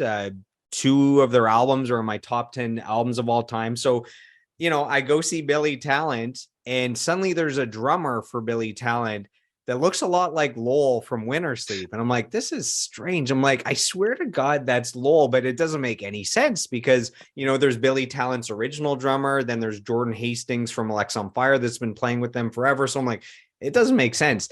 And then during this set, the singer Ben says, and please give a round of applause for our new friend Lowell. I'm like, holy shit, Lowell from my favorite band is playing with Billy Talent. Like, this is amazing. This is huge. So can you talk about Lowell a little bit? So this guy's been playing your drums forever, right? Isn't he? Like, he just loves what you do. Yeah, I'm trying to think of how Lowell and I got hooked up. It's so funny. Yeah, Lowell, It's been a while. I talked to Lowell. I mean, it's been, yeah, a long time. Um, I was again one of those things where I feel like I like had a couple mutual friends, got his number, like added him on Facebook, and just like that was a big thing. Like back when I started this, I would just send drummers. I would like figure out their name, find them on Facebook, and send them a message. Be like, hey, like next time you're rolling through Ottawa, like, can I bring you some drums to try out? But yeah, basically became really, really tight with Lowell. Built him a drum kit, got him sorted with a bunch of drums on like travel dates and stuff as he bounced around from Winter Sleep to like Matt Mays. And then this Billy Talent thing that popped up. He like called me one day. He was like, hey, he's like, don't tell anyone because it's not like public information, but like I'm gonna be drumming for Billy Talent. He's like, the band hasn't made any announcements yet. And I was like, yeah, I was like, cool. I'm like, and I kind of I knew with or like I had just done some stuff in the studio, Alexisonfire. I don't know how this all came to be, but I knew that Alexisonfire was like getting going again. So I didn't know what was going to happen. I didn't know what was going to happen with Beard, Jordan Hastings with his scheduling, with between Alexis and Billy Talent. So yeah, Lowell called me and was like, hey, he's like, I'm going to be filling in on drums for BT. And I was like, dude, that's rad. He's like, yeah. He's like, I need like a different YC kit for this gig. Like I need some bigger drums than the YC kit that I own. And I was like, yeah, no problem. And we like hashed it out. And I knew the BT guys, specifically Ian, from working on the current record, Crisis of Faith, drum teching in the studio with Ratbeard. And Ian like reached out to me. He's like, hey, Jordo, like, thanks for being on board to build Lowell a new kit. This is what we were thinking. And that was literally, between Ian and myself designing the kit that everyone's been seeing on the road lately, which is this white kit, but with this like creamy pink hardware, which I had never done colored hardware outside of like a plating color. So either black chrome or brass plated or just, straight up chrome plated. And for years, I'd kind of always like strayed away from like, I wouldn't let if people were like, oh, like, can I get powder coated hardware in blue? I'd be like, I don't do powder coating. But literally, Ian twisted my arm enough to be like, hardware needs to be pink. And yeah, that's literally how that kit came to be. And yeah, dude, Lowell's my guy. And all the time, I have conversations with other drummers about that Untitled record, which is to your right, I guess. There you go. I was like, to my left, to your right. Computer screen cameras going on here. But dude, the drum tone on that record. So this cat, Lawrence Curry, produced it. Who Lawrence doesn't live far from me. He's an East Coast guy, but he actually lives kind of just outside of Guelph now. The drum tone on that record is incredible. Lowell's playing is insane. And one of my first interactions with Lowell, I was like, dude, like I gotta talk to you about the Untitled record. And he's like, oh yeah. He's like, a lot of people, talk about that record. He goes, what's funny about that is the drums I used on that were like, it's like a piece of shit drum kit with the drum heads were like busted. And everything I'd ever thought about drums went out the window that day. I was like, dude, why the fuck? I've spent so much money buying gear and pacing tones for years, and you got to come in here and tell me one of my favorite drum tones of all time is a beater. I think he said it was like a Pearl starter kit, entry level drum kit. That's how good the player is, right? I know, crazy. I know. No, seriously, man. And dude, that Insomnia drum groove, every time that song comes on, oh my gosh, just takes you away, man. Seriously. I always say my 3 favorite albums of all time are Rage Against the Machine, self-titled debut in 1992, Pink Floyd, Wish You Were Here, and this album, Winter Sleep Untitled. Those are my 3 favorite of all time. So all great drum tone records. Yeah. All great drum tone records. Yeah. Are you sure you're not a drummer? I'm a lover of music, man. I actually, obviously I can't play drums, but having, audio engineering background, and having great studio speakers in front of me, great studio headphones, there's nothing better than just geeking out and listening to music. And when there's great drum tones, like, man, I'm trying to think. I was talking, so I had Brian Mello, who won Canadian Idol. I had him as a guest recently, and we were talking about the Wallflowers. One Headlight is like the best snare sound. You're talking about that. Matt Chamberlain. Yeah. Matt Chamberlain. Isn't that like Pearl Jam or somebody? No, you think about Matt Cameron. Matt Cameron, jeez. Okay, well, at least it makes sense why I screwed those up. So yeah, Matt Chamberlain was the drummer on One Headlight. And there's like a bunch. It's funny. When a drum tone is that good, there's like deep pockets of the internet you can like dive into. And there's like I was reading something about that song. I know it's Matt Chamberlain playing drums, but about like this, because people reference that snare drum, which apparently was a Noble and Cooley snare, which that's a company from Massachusetts. But same thing. I forget what. This was like, I was in bed one night reading about it, but yeah, Matt Chamberlain, just one of those like incredible like studio session drummers who's played with everyone sort of thing. But yeah, I know a lot of people kind of get him confused with Jimmy Chamberlain because of the name, which is all the Matts and the Chamberlains and the Smashing Pumpkins, and then you think about like Matt Cameron, who was in Soundgarden and is currently in Pearl Jam. Yeah. When I think of amazing drum sounds on an album, so I mentioned One Headlight, just that song from the Wallflowers, some of the Deftones albums, like dude, Around the Fur, that's the album name, right? There's a song as well. And then White Pony, there's some killer drum sounds on that. And then Abe Cunningham, one of my favorites. Yeah, I was gonna say Incredible Chili drummer. Peppers, Blood, Sex, Sugar, Magic. The drums on that album sound insane. Anyways, yeah, okay. Yeah, so dude. Those are some good sounding drum albums. When you were talking about Lowell, 2 things came up for me. So you talked about Crisis of Faith, so the Billy Talent album. Yeah. So every year, at the end of the year, I have a list of my favorite albums of the year, and then I do a podcast episode on it. And the first great album that I heard in 2022 was Crisis of Faith from Billy Talent. So I've always liked Billy Talent. I've always been a fan, but not like a diehard fan. But that album, man, that album is incredible. Like start to finish. I think it's their all the success they've had going all the way back to, I don't know, 2003. This is the first album where the first three singles all went to #1. They've never had that, despite all the success and all the multi-platinum, all that. This album, the singles are doing better than any of their albums ever. And I don't know why, man. That album, it's the first great album I've heard in 2022. And if I have, say, 10 albums so far for the best albums of the year, it's up there. It might be in my top 3 of the year. So I don't know if you've had a chance to sink your teeth into it, but they knocked it out of the park with that album. So I had it was being a part of making that record and having a small hand in it. It was really the wildest drum teching experience I had in the studio ever. In what way? We used, it was the first, I've never brought so much gear to a recording session. And you backed up an 18-wheeler and just brought everything you had? Well, it was like 2 vanfuls, I think, basically. And it was, they have a really cool way of and I'll kind of dive into this.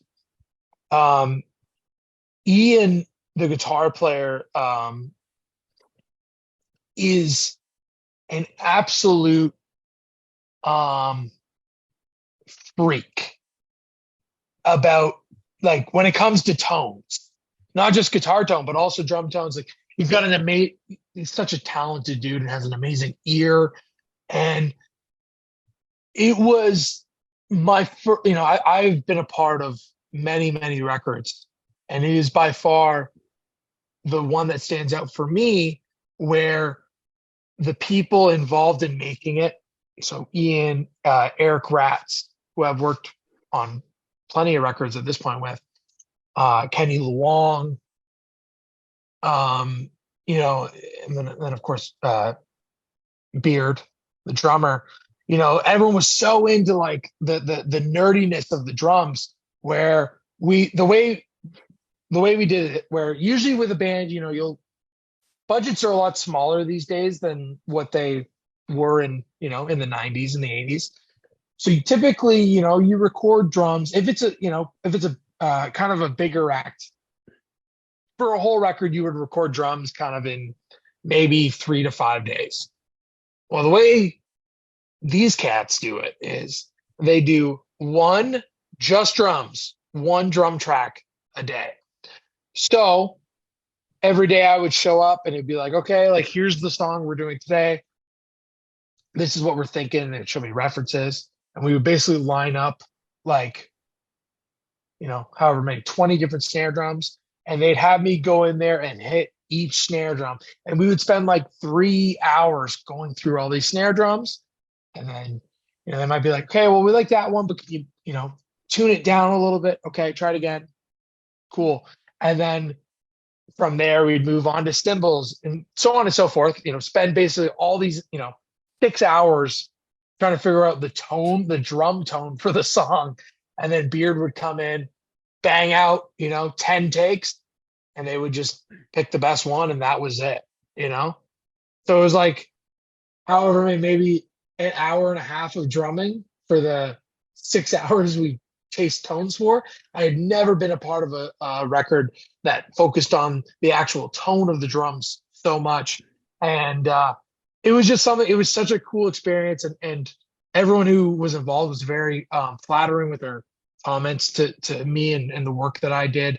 So by the time the record finally came out, I listened to it for a few days because I was just so proud of being a part. You know what I mean? It was like one of those things where like the journey was so cool that I was just so psyched on listening to the record and really diving in. And yeah, I agree. I think it's a friggin' awesome record. I really think it's an awesome record. So what's funny and slightly embarrassing is, I do a ton of research for these interviews, and I knew that you had worked with Billy Talent in the studio, but I didn't know specifically that you worked with them on the new album. So I'm here gushing about this album, like almost trying to sell you like how good this album is. And I don't know if you really sunk your teeth into it. You helped make the album. So anyways, so that's kind of funny that I'm trying to hype the album to the guy that made it sound as good as it sounds. So there you go. Well, that's all right. I think that's awesome, man. I think it'd be worse if I was bashing the album and didn't know that you were the one. Then I'd be like, then I'd be here being like scratch my head, being like, all right, next question, sir. Yeah. Let me say everything and then tell me that you worked on it. So we're in the middle of talking about Winter Sleep and Billy Talent. The connection between the two is Lowell, who's played with both, and I have some kind words from Lowell Campbell here for you. Oh, no. And Lowell, so Lowell, this is important because we wouldn't be here today doing this interview if it wasn't for Lowell, because it was during the Jake Boyd interview that he shared a story saying he played at Hope Beach Volleyball in Ottawa, and classic him and another band had just played, and Winter Sleep was the headliner. So so Colorado and someone else played, and then the two drummers got together and they were feeling really good about themselves, about their sets. And they were like, yeah, man, we killed it. Like, we were so good. And then Winter Sleep played, and both of them saw Lowell and they're like, oh, fuck, there's levels to this game. So that was the story that he shared. And then we started talking about our love of Winter Sleep. And that's where I sent you the video, because he said, oh, well, if you like Lowell, the guy that does his drums is also from Ottawa. So Lowell, without knowing it, ties everything we're talking about ties back to Lowell, a story with Jake Boyd. So here are some kind words from Lowell. And what I'm getting at, after the long quote from Anthony Carone of the Arkells, and this is a very long quote from Lowell Campbell, is people actually care. They're not phoning it in when they give these quotes. So sit back. I would have thought Lowell, just knowing Lowell and his humor, he would have, like, when you say like, oh, Lowell like said something nice about you, I got a quote here from Lowell about you. I feel like Lowell would be like, he's a fucking beauty. He's a fucking beauty. Like, that's that. So I'm ready for this. So to be honest, when I message him, it's usually pretty short answers. But me too. When it comes to you, this guy's got a lot to say. So this is from Lowell Campbell. He says, Jordan is so great. He's helped me out a ton. Jordan's enthusiasm, passion, and excitement are truly contagious. I remember the first time I met him in Waterloo. He had made some drums for me and dropped them off at the club. It actually might have been a kit I was borrowing while he built mine. We went to his shop and just talked drums all day, and it was so refreshing and comforting to have met someone so invested in the craft. This was just before we released The Great Detachment, I believe. I was touring a lot of my vintage kits through my career just because I couldn't find a modern kit with the same character. Enter YC and Jordan. He has me covered with whatever I've been after. Winter Sleep and beyond. Talk to him about the custom Billy Talent kit he made. So we've been over that for this album cycle. It's a work of art. I'm lucky to have him looking after me. He's someone with impeccable taste that I truly trust when it comes to drums and the greater umbrella of music industry staples. Hope you have fun with the chat. Lowell Campbell, Billy Talent, Winter Sleep. There you go. Oh, what a guy. I'm surprised you didn't mention the times that we've been drunk together. He made a PG-13. He doesn't know who our audience is, I guess. There you go. No. Lowell, you know what? I can't. I mean, I feel like you and I could probably talk for 2 hours about Lowell Campbell. I love Lowell to bits and pieces. That's what a kind guy. And yeah, and I will say Lowell is a lot of fun to go hit the town with. He's from the East Coast, you know? Yeah. So back when I was playing in a band a long time ago, Winter Sleep was already my favorite band. So back in like 2004 is when I got into Winter Sleep. In London, there was a bunch of East Coast boys in my class, and they kept talking about this Winter Sleep band that had this breakout song called Orca. So this is like way at the beginning. And anyways, back in Ottawa, I saw Winter Sleep was playing Zaphods, and normally Zaphods, there's two openers. That's how they do it. There's two openers, a headliner, they're done by 11, then it turns into like a nightclub. And I see it's just Winter Sleep, and I'm like, that's weird. There's room for two openers. So I reach out to Eugene, the owner, And I say, look, I got to get on this bill. He's like, no, it's just Winter Sleep. I'm like, dude, you have room for 2 more. I'll sell 100 tickets. Like the venue only fits like 200 people. I'm like, I'll sell 100 tickets. I'll bring all the money in an envelope. It's in like 5 days. Like you can't lose here. He's like, all right, kid, you're up. I was like, sweet. So it was like the best day of my life. So my band opened for Winter Sleep. And when we're sound checking, I'm sharing with the band members that they're my favorite band. And, this is amazing. And at the end of the night, when everything's done, so I let them know that my favorite song is called Listen, Listen, Listen from the Untitled album. It's later on. And they come out, they haven't played the song. They do the encore. They say, we have 1 song left. This is for our new friend, Joelle. They play Listen, Listen, Listen. And then in the parking lot, when the show is done, everything's done, I walk up to Lowell, who just met me for the first time. And I go to pull my hand out and say, hey man, like this has been the best night of my life. He pushes my hand away and bear hugs me. And I'm 5'5". He's probably 6 something. And he's got to be at least 6'3". Yeah. He just engulfs me in this bear hug. And that might be the best moment of my life. So that's my history. First time meeting Lowell. Okay. I got a couple questions. Okay. Did you actually sell the 100 tickets or did you just put money in an envelope? I probably sold between 80 and 90 tickets. So I got close. And to me, it wasn't did you hand Eugene the money for 90 or did you 100 the last 10? That was okay, cool. Yes. I'm a man of my word. 100 sold. Hey. It would be this much money. I gave an envelope and it was exactly what I said I would do. Yeah. That's why I was on the bill, because of my promise. And dude, I can put in a few hours work somewhere and pay off the extra tickets, and right? We're going to sell merch. Yeah. We're going to whatever, so. My other question is, did your, because obviously you would have sold to a bunch of your friends that would have came to see your band, right? Did they do the classic, like, I feel like this is like an Ottawa thing where like opening bands will like come to see their friends' bands and then leave, or did they stick around and like, was it like a wild Winter Sleep show? It was amazing. It awesome. was packed. Like it was probably sold. It was awesome. It was like the best. Hell yeah. They played amazing. It like that night, I should just like sit down and meditate on that night once a day. And then my mental health will go up through the roof. Everything will be great. I should probably latch onto that. I haven't thought about that moment probably since then. So maybe that's the best part of these interviews, is just reminiscing about big time. Yeah. Awesome. You know what? In 2000, I would have I would love to take a time machine back to that show. It sounds awesome. I had a lot of great times at Day Fonts, man. A lot of great times. Yeah, you're about 9 years younger than me, and I was pretty young when I played that show. So you might have showed up in diapers. So maybe that's why you weren't there. I don't know. Yeah, my first time seeing Winter Sleep would have been. What is this, like a Winter Sleep worship podcast? Apparently, we'll move on to other things. But it's hard to move away from Winter Sleep. Yeah, my first time seeing Winter Sleep was they were touring Welcome to the Night Sky, and I think it was Ottawa Blues Fest, probably 2008. Probably 2008, Ottawa Blues Fest, Welcome to the Night Sky. All checks out, right? And I remember they think, who is that drummer? Just like. Yeah. That was it, man. Yeah.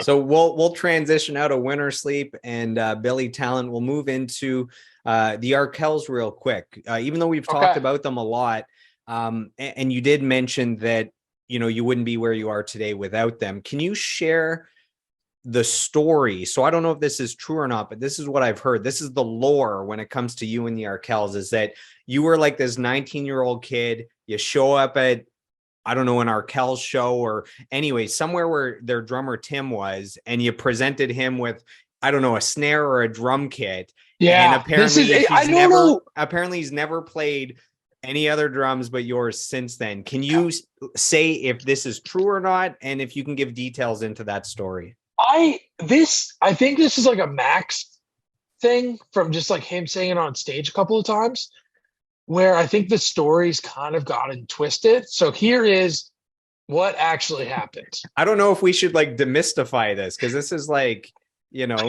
this is like a legendary story. It's funny when Max did his whole spiel last week. When Tim's playing, I sit basically right behind him. That's kind of where I build my tech world. And Tim like looks down at me. He's like, "This isn't the story." He's like looking down. He's like, I don't know where he's getting this. This isn't the right story. So I will set the record straight here. It's a bit of Here a we go. lengthy story. It's a bit of a lengthy story, but we'll try and keep it as short as possible. So I just flunked out of recording college, quit my day job, started building drums for fun. At this point, I built like maybe 2 or 3 snare drums, and I built a drum kit for my buddy Matt. So what I would do just to like get by was I would just pick up odd jobs. My buddy Albert called me. Now for the Ottawa hardcore kids, punk kids, you know Albert as the pit boss. He was the guy that stood in the mosh pit, the security guard in the mosh pit when we were at hardcore shows and punk shows. Just to paint a picture, Albert ran a security company, and he called me one day and was like, "Hey, Jordo, like I'm short a couple of people tonight for this Ottawa Youth Frosh Week thing." He's like, "I know you don't have your security license." He's like, "Do you want to like make some quick cash?" He's like, "I just need you to open and close the gate for the crowd surfers. So when the kids go up and crowd surf and the security guards catch them, you just open the gate to let them back into the crowd. You don't need a security license to do that." And it was like, it's like 3 hours of work. I think I got paid $50. And I was like, "Yeah, man." I'm like, "I'm down." Like, I did a bunch of different stuff, all legal, but I did a bunch of different odd jobs to kind of basically fund the drum company and stay afloat while doing it. And I was like, "Okay, well," I'm like, "So yeah, just be down here. Like, doors are at 7, show start today. Just be here by 8." And I was like, "Okay, cool." I'm like, "Who's playing?" He's like, "This band Arkells." And I was like, "Dude, I love Arkells. Like, I think they're an awesome band." The New Year's before, me and my buddies went and saw them on Spark Street. They played on Spark Street for New Year's Eve, and saw them at Blues Fest a couple of summers before that. I'm in. So I took the city bus downtown, worked the show, and then after the show, I was just waiting to get my pay, and I saw Tim, the drummer, walking around, and I was waiting to get paid, and I went up to him, sparked a conversation. I was like, "Hey, man, really like your Gretsch drum set."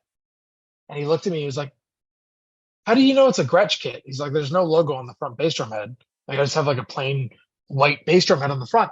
And I was like, "Oh, I can just tell by like the lugs and like the badge." And he's like, "Oh, you're a nerd." I'm like, "Yeah, like I'm a gear nerd. I actually build drums myself." And he was like, "Oh, you do?" He's like, "That's cool." He's like, "Well, like, you know, maybe next time we're in Ottawa, like, bring me some drums to try." And I was like, "Yeah, dude, for sure. Like, you want to exchange phone numbers?" And this is like, this is the kind of guy that Tim is. Like, I just sparked a conversation. We're exchanging phone numbers. Like, you don't know who I could be totally bluffing. And you just give me your phone number. So gave him his phone number, basically, texted him that night. I was like, "Hey man, it's Dordo. Great to meet you. Like, let me know next time you're in Ottawa." And then about a week later, I was like, "Hey man, my band's coming to play in Toronto. Like, do you want to come check us out? Like, we're playing Sneaky D's or something." And he was like, "Nah, man." He's like, "I can't make it outside." But he's like, "Are you in Toronto right now?" I'm like, "Yeah, we're like crashing at my buddy's place at Parkdale. It's like 9 a.m. in the morning." He's like, "Yeah." He's like, you want to get breakfast?" And he came and picked me up. We went for breakfast. And then, just became friends from there. And then basically, this is kind of the turning point. Is maybe a couple weeks later, I was like sitting at home one day, and I was like, "Oh, I wonder like what Arkells is up to like for shows." And I went on their Facebook page, and they had one show, and it was the weekend coming up. It was at Guelph University. And I texted him. I was like, "Hey man, like, it says here you guys are playing Guelph on Friday." He goes, "Yeah, yeah." I was like, if I drove down and brought a drum kit, and, like, picked you up and drove you to the show, like, would you play my drums? Like, could I drum tech for you? He's like, "Oh no, you don't have to do that, man." Like, just that. I was like, "No, like, I want to do that." So that's exactly what I did. I literally took my parents' minivan, drove to Toronto with my buddy Matt's YC drum kit because I didn't have a YC kit. Only Matt was the only one who had a drum kit. Picked him up, drove him to the show, helped load in, and then basically drum tech for him. And he dug the drums and was like, "Yeah, man, like, I'll play your drums." And I mean, I could probably talk for the next 3 hours about the history of Tim Oxford and I, and how he's like a brother to me. And but that was basically it, man. And I just was hanging around them. Every time they'd come through Ottawa, come near Ottawa, I would drive down, check them out, hang out, and then just got to a point where they brought me into from Tech a Record and snowball. Like I said, we can get into all the small details, but that is the story. There's no Ottawa Blues Fest. I didn't just randomly bring a drum set. That's the story. And I'm sticking to it. That's funny. So him and I have a mutual background. I mentioned that I took audio engineering at OEARD in London. And then years later, I took entertainment business management at Metalworks. So he was at Metalworks for a bit as well. I know that the owner, Gilmore from Triumph, loves Tim. Can't say enough good things about Tim.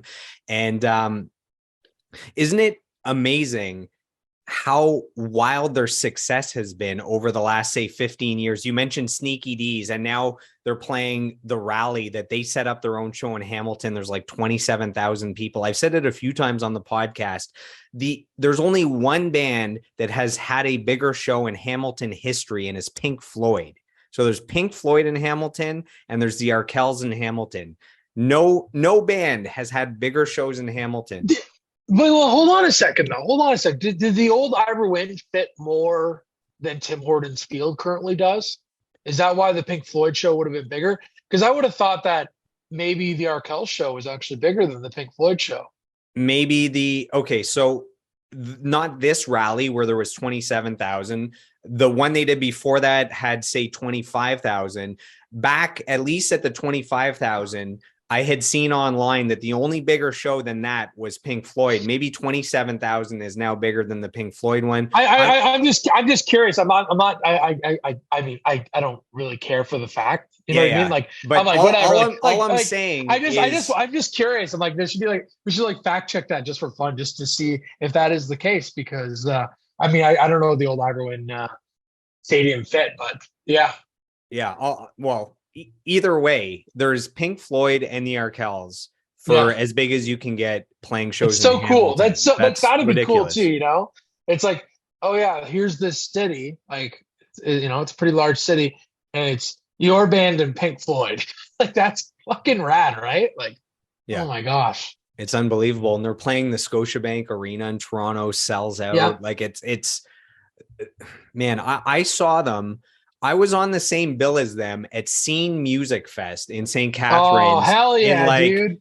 I don't know when that was, 2008 or something. Like, that's how long ago they go back, and they're still here and they're bigger than ever. So I just wanted to kind of give them a shout out.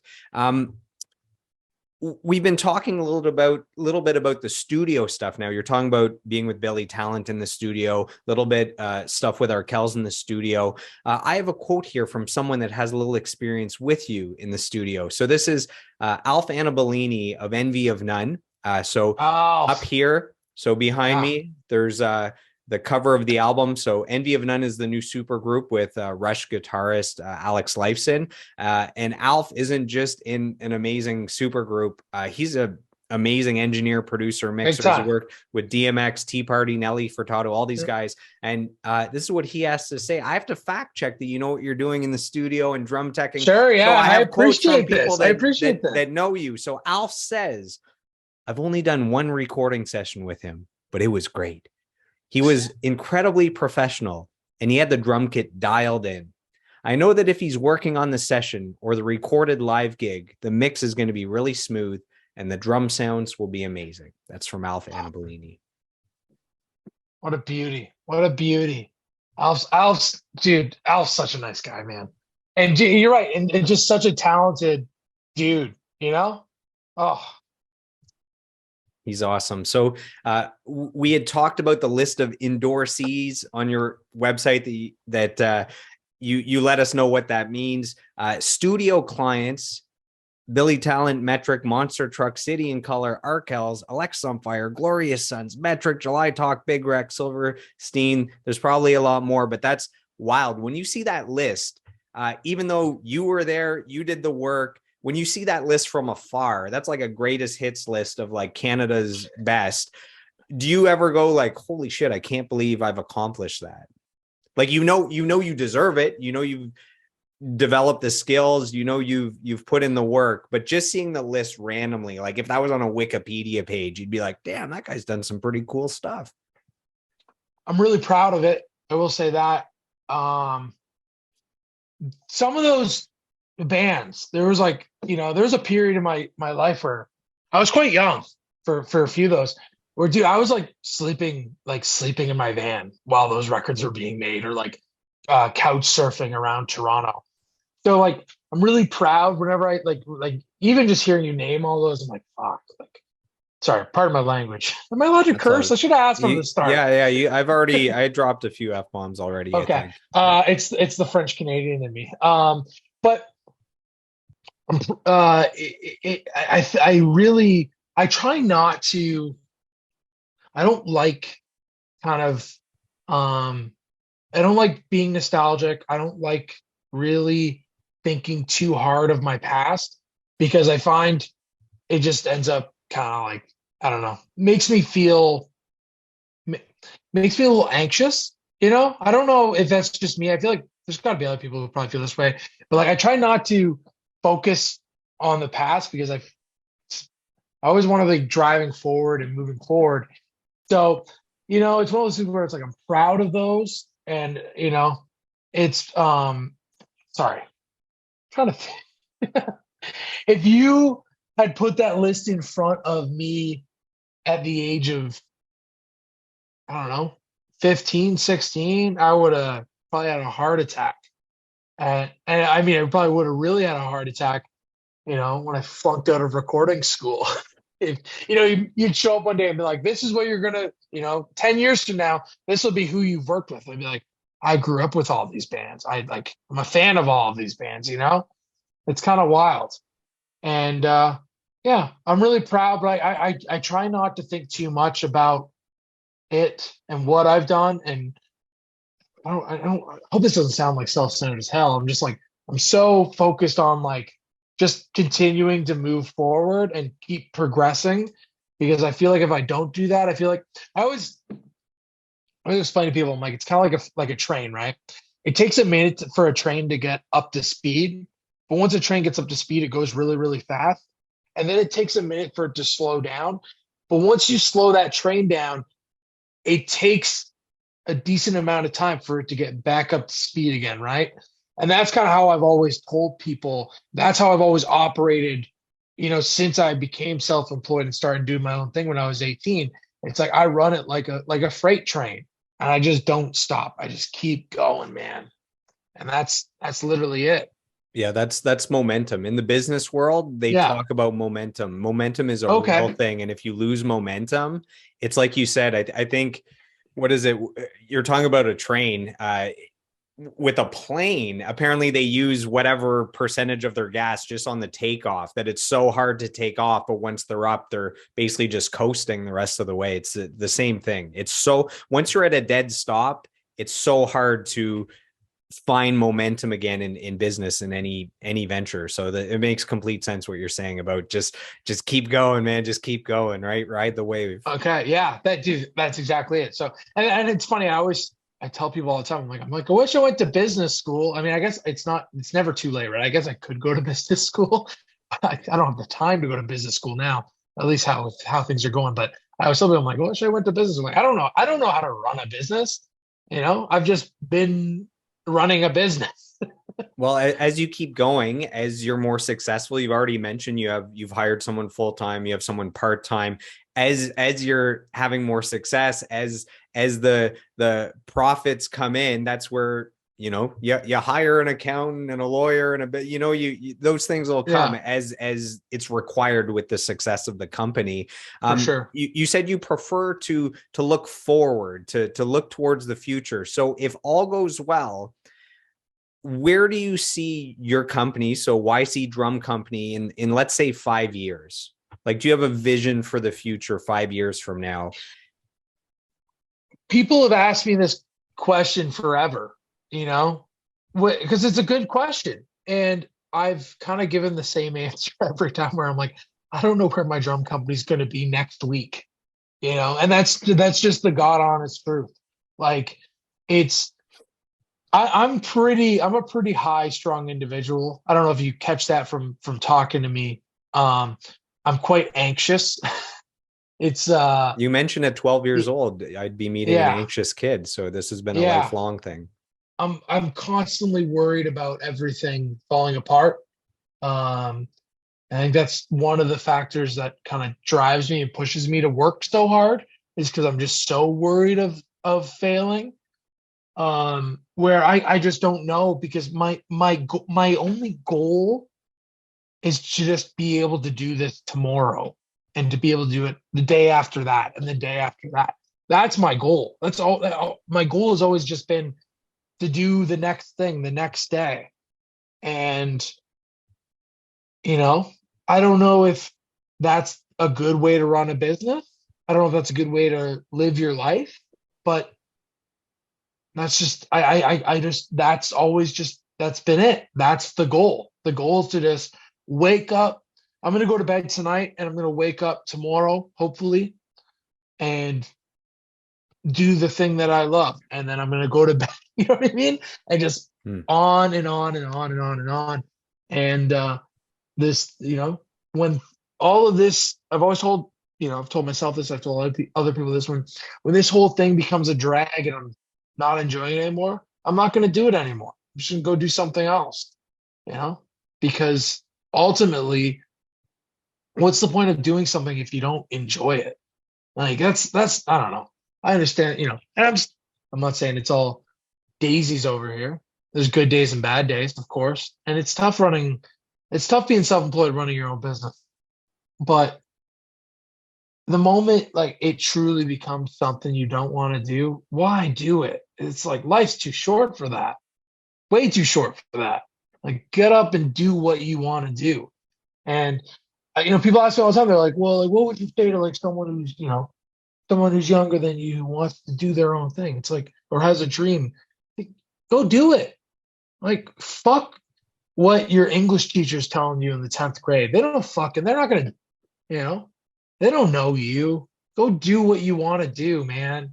And, you know, that's it. That's the bottom line is wake up and do what you want to do. I don't know. I don't know. Also, don't listen to me. I'm an idiot. So even though you're still really young, you've been doing this a long time. Like you're going on a decade of doing this. You mentioned if ever it's not fun, maybe you'll do something else. How do you keep this fun after almost a decade of it's a grind. You're grinding daily. Yeah. How do you keep it fun? I think the biggest thing is understanding that if you're having a bad day, it's like this, like, the whole like this too shall pass thing, like that whole saying. It's like, yeah, that's literally it. It's like if you're having a bad day, you're having a bad moment, it's crummy. It's like gotta ride the wave, man. You just gotta ride the wave, and that's literally it. And that's just what I tell myself. Is what I always told myself. I'm like, I'm just gonna keep, if it's a drag right now. What I mean by staying, like, if it's a drag, and I like when it becomes a drag, it's like when it's like been consecutively like 4 months of being like, I don't like drums anymore. If I ever get to that point, which I really, one, don't think I ever will. Two, hope to never. That's when I'm like, okay, maybe I'll go like I really like fishing. Maybe I'll go, become a fisherman. Stuff like that. Yeah, it'd be hard to run a drum company when you hate drums, right? Big time. Yeah, this is Jordan, the drum guy. He actually hates drums. So yeah, Yeah.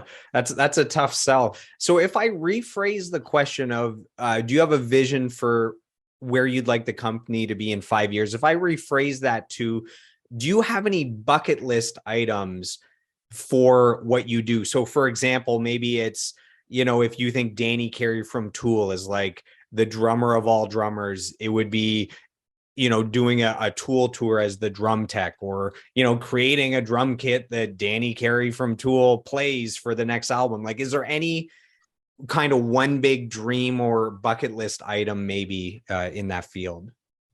I mean, there's tons of stuff like what you just said. Like that's a great example. If we're like, what if Lars Ulrich called you and wanted The you to new come Metallica album. Yeah. do the Metallica record? Like, yeah, that's all stuff that I'd be like, I'd be over the moon. I'd probably faint.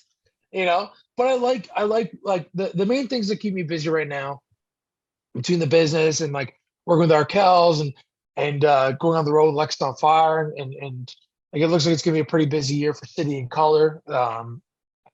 You know, going out and teching for those bands, I still really, really enjoy that. Like I was at like the gear lockup this afternoon with Dal and our tour manager Juice and our lighting guy Stumpy. And we were just like labeling cases to get ready for this Australian tour at the end of January.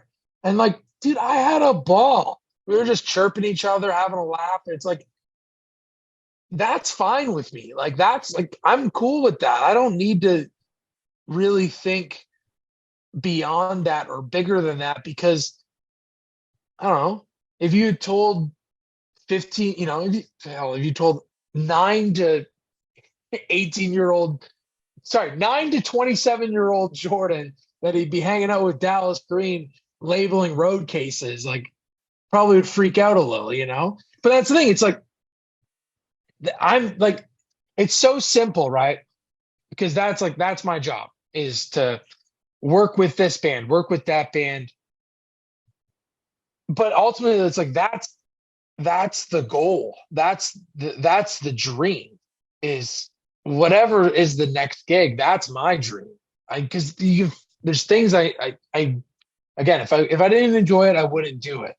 And I'm sorry if this is just like going back to what I was saying before about, I know you're trying to get me to really give you something. No, but here, what I'm getting out of this is, we're always told that you should live in the present, that the past is already gone. The future isn't here yet. It doesn't exist. Like your entire life is just this moment, an endless amount of this moment over and over.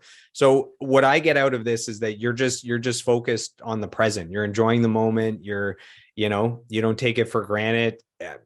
I'm not trying to force you to think about the future. So that's the takeaway that I'm getting is it's that's a skill too, man. Maybe that's a part of your success is people are either reminiscing about the past or they're dreaming and planning of the future, but you're here in the present actually putting in the work and I think it's ultimately like I have it in my brain, it's so simple that if you would explain what's going on with me from the age of, I don't know, what's an appropriate age to where you kind of like start to get things, maybe 8 or 9. So like up until literally yesterday, like that whole time period, if you were to pull me aside and be like, you're going to meet this dude who's an awesome guitar tech and you guys are going to become buds and you're going to hang out and you're going to go tour here and do this and do that. Like, that's literally the dream is like, it doesn't matter who I'm with, as long as they're a good person and they're fun to be around and you're experiencing a moment with them. That's literally like, if I like think about it like that and everything I just said here from that, like, and then, basically getting down to like, no matter what you're doing, as long as it's something you enjoy and you're with people you enjoy being around, that is and you're making a living. That's like, what more? I don't know. There's nothing more I want out of that. I mean, that's literally all I want out of life. I mean, I got it when you stop and you think about it, it's pretty darn good, I think that's the definition of living the dream. Maybe another cherry bubbly. Or what is it, Michael Bublé? Have you seen the commercials? Yeah, Michael Bublé. I love this. This is my endorsement to this stuff. It's there great. You go. With my gross roadie hands. Yeah, maybe you'll get an endorsement to get those on the road, and maybe they'll sponsor the podcast. Please. Who knows? I need it. You talked about being on tour with Alexisonfire and being there with Dallas Green around the road cases and all that, and that's like a dream. I have a quote here from a member of Alexisonfire. We've talked quite a bit about Alexisonfire. We've talked quite a bit about Billy Talent, and The drummers came out full force to support you with this podcast. So Oh, quote geez. from the man himself, Jordan Hastings, we've been talking about, Rat Beard here. Here's his quote. He says, Jordo, and that's how you know he likes you, Jordo. I wasn't sure if that was a typo, but then some other people put Jordo as well. So now I know it's a pet name. Terms of endearment. So Jordan says, Jordo is the hardest working dude I know, with quite possibly the biggest collection of drums in Canada. A good man and thorough and a stellar dancer. I need proof of this at some point. He says all of that at only 28 years old. In all honesty, he's an extremely skilled individual, a great pal, and he makes every drummer he works with a better player all around. So that's Jordan Hastings, the legend himself. Wow. Wow. So, I mean, dude, that band, like, pretty much anyone around my age, I mean, who were into punk music and hardcore music, like that band changed it kind of changed the game, especially in Canada, right? And yeah, it's been an absolute an honor and real, yeah, it's been a dream come true. There you go. You got your dream come true. It's been like, yeah, working with them, working on that new record was like, I remember that record Othernet that just came out. I mean, I think it came out in June.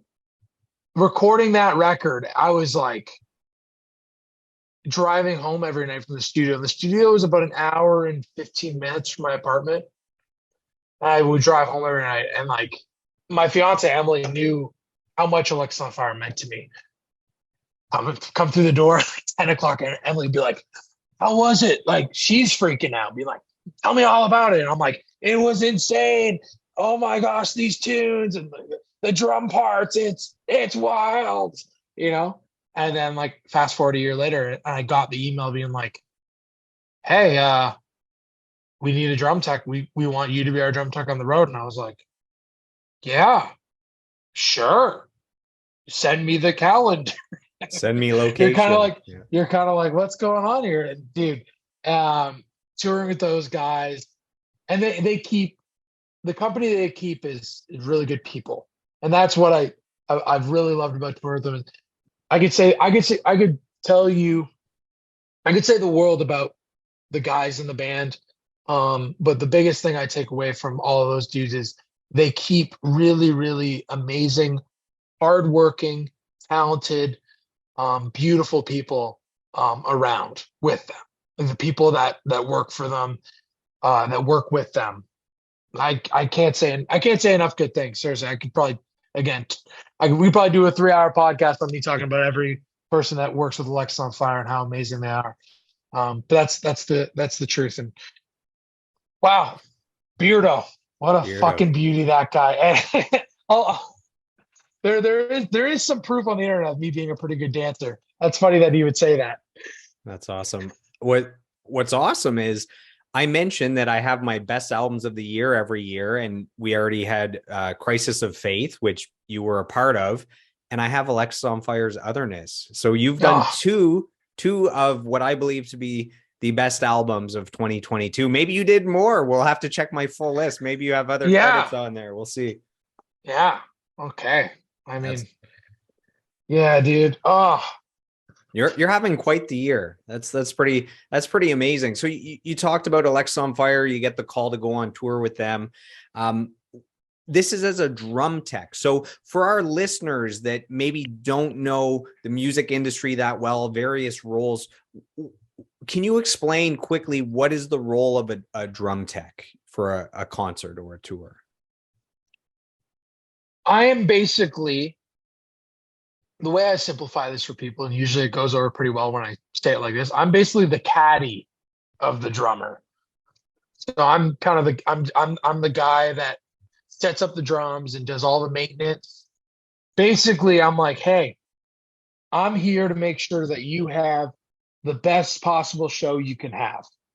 So that means making sure the drums aren't going to fall apart. They're well maintained. They're clean and they look good. They're tuned up. They sound great. And then basically during the show, if anything goes wrong, I'm there by your side to fix anything. And that's basically it. I love it, man. I really do. And I love the idea of it since a very young age. So yeah. So you mentioned, hey, if we keep going, this could be 3 hours, this could be more. We've already done 2 hours and 15 minutes, and I have a lot of good stuff for you still. Are you good to keep going? Oh yeah, I'm buckled I could in, talk man. to you forever, man. Okay, cool. We'll go a little longer because I got some more surprises for you. Okay. So you mentioned to me while we were setting up this Zoom that you're not great with technology. So I had a question. Horrible technology. We're doing good so far, knock on wood. I have a question about being a drum tech on tour. Back in the day, a drummer is just playing a drum kit and you have mics set up. But nowadays with technology, you see drummers usually have a MacBook that's hooked up for like backing tracks and other things. Then they have like, whatever, a Roland electronic kit, and they have these pads. And if you look at like, again, Danny Carey from Tool, it's like, there's all this stuff. It's like a spaceship. I don't know what's going on. Does the technology part of drums, does that make things more difficult for you, or is it all the same, an extension of drums? I mean, there's some stuff now that's a bit of a learning curve, but because it's drum centric, it's one of those things where it's like, well, you have to learn it because it's your job, but it's definitely one of those things where it's like it's a little easier to learn because it's interesting, because it's related to the thing you're passionate about. I mean, it's a part of the thing you're passionate about. It's like one of those where it's like, that like when people compare it to like when like someone's in school, it's like if they like English class, they'll pay a lot more attention in English class, and things will come easier to them than if they hate math and they're in math class. It's kind of like that whole thing. So yeah. I mean, the more and more as technology progresses with music, it feels like we're almost straying away a little bit from the actual acoustic instrument. But whenever I don't know, whenever I start to think that way, I feel like something happens and I go, oh no, we're not actually, we're still into acoustic drums and such. But yeah, no, it's a bit of a learning curve, but you kind of have to keep up with it. I just say that I'm really bad at technology because I don't care about technology. How about that? Yeah. I'm really bad at technology because I don't care about, like, I have an iPhone. I use it to take photos and post on Instagram maybe, and I use it to text people, email people, and call people. I don't have Siri set up on my iPhone. I couldn't tell you how. It would probably take me an hour to figure out how to set up Siri on my iPhone. That's what I mean why I'm like bad at technology.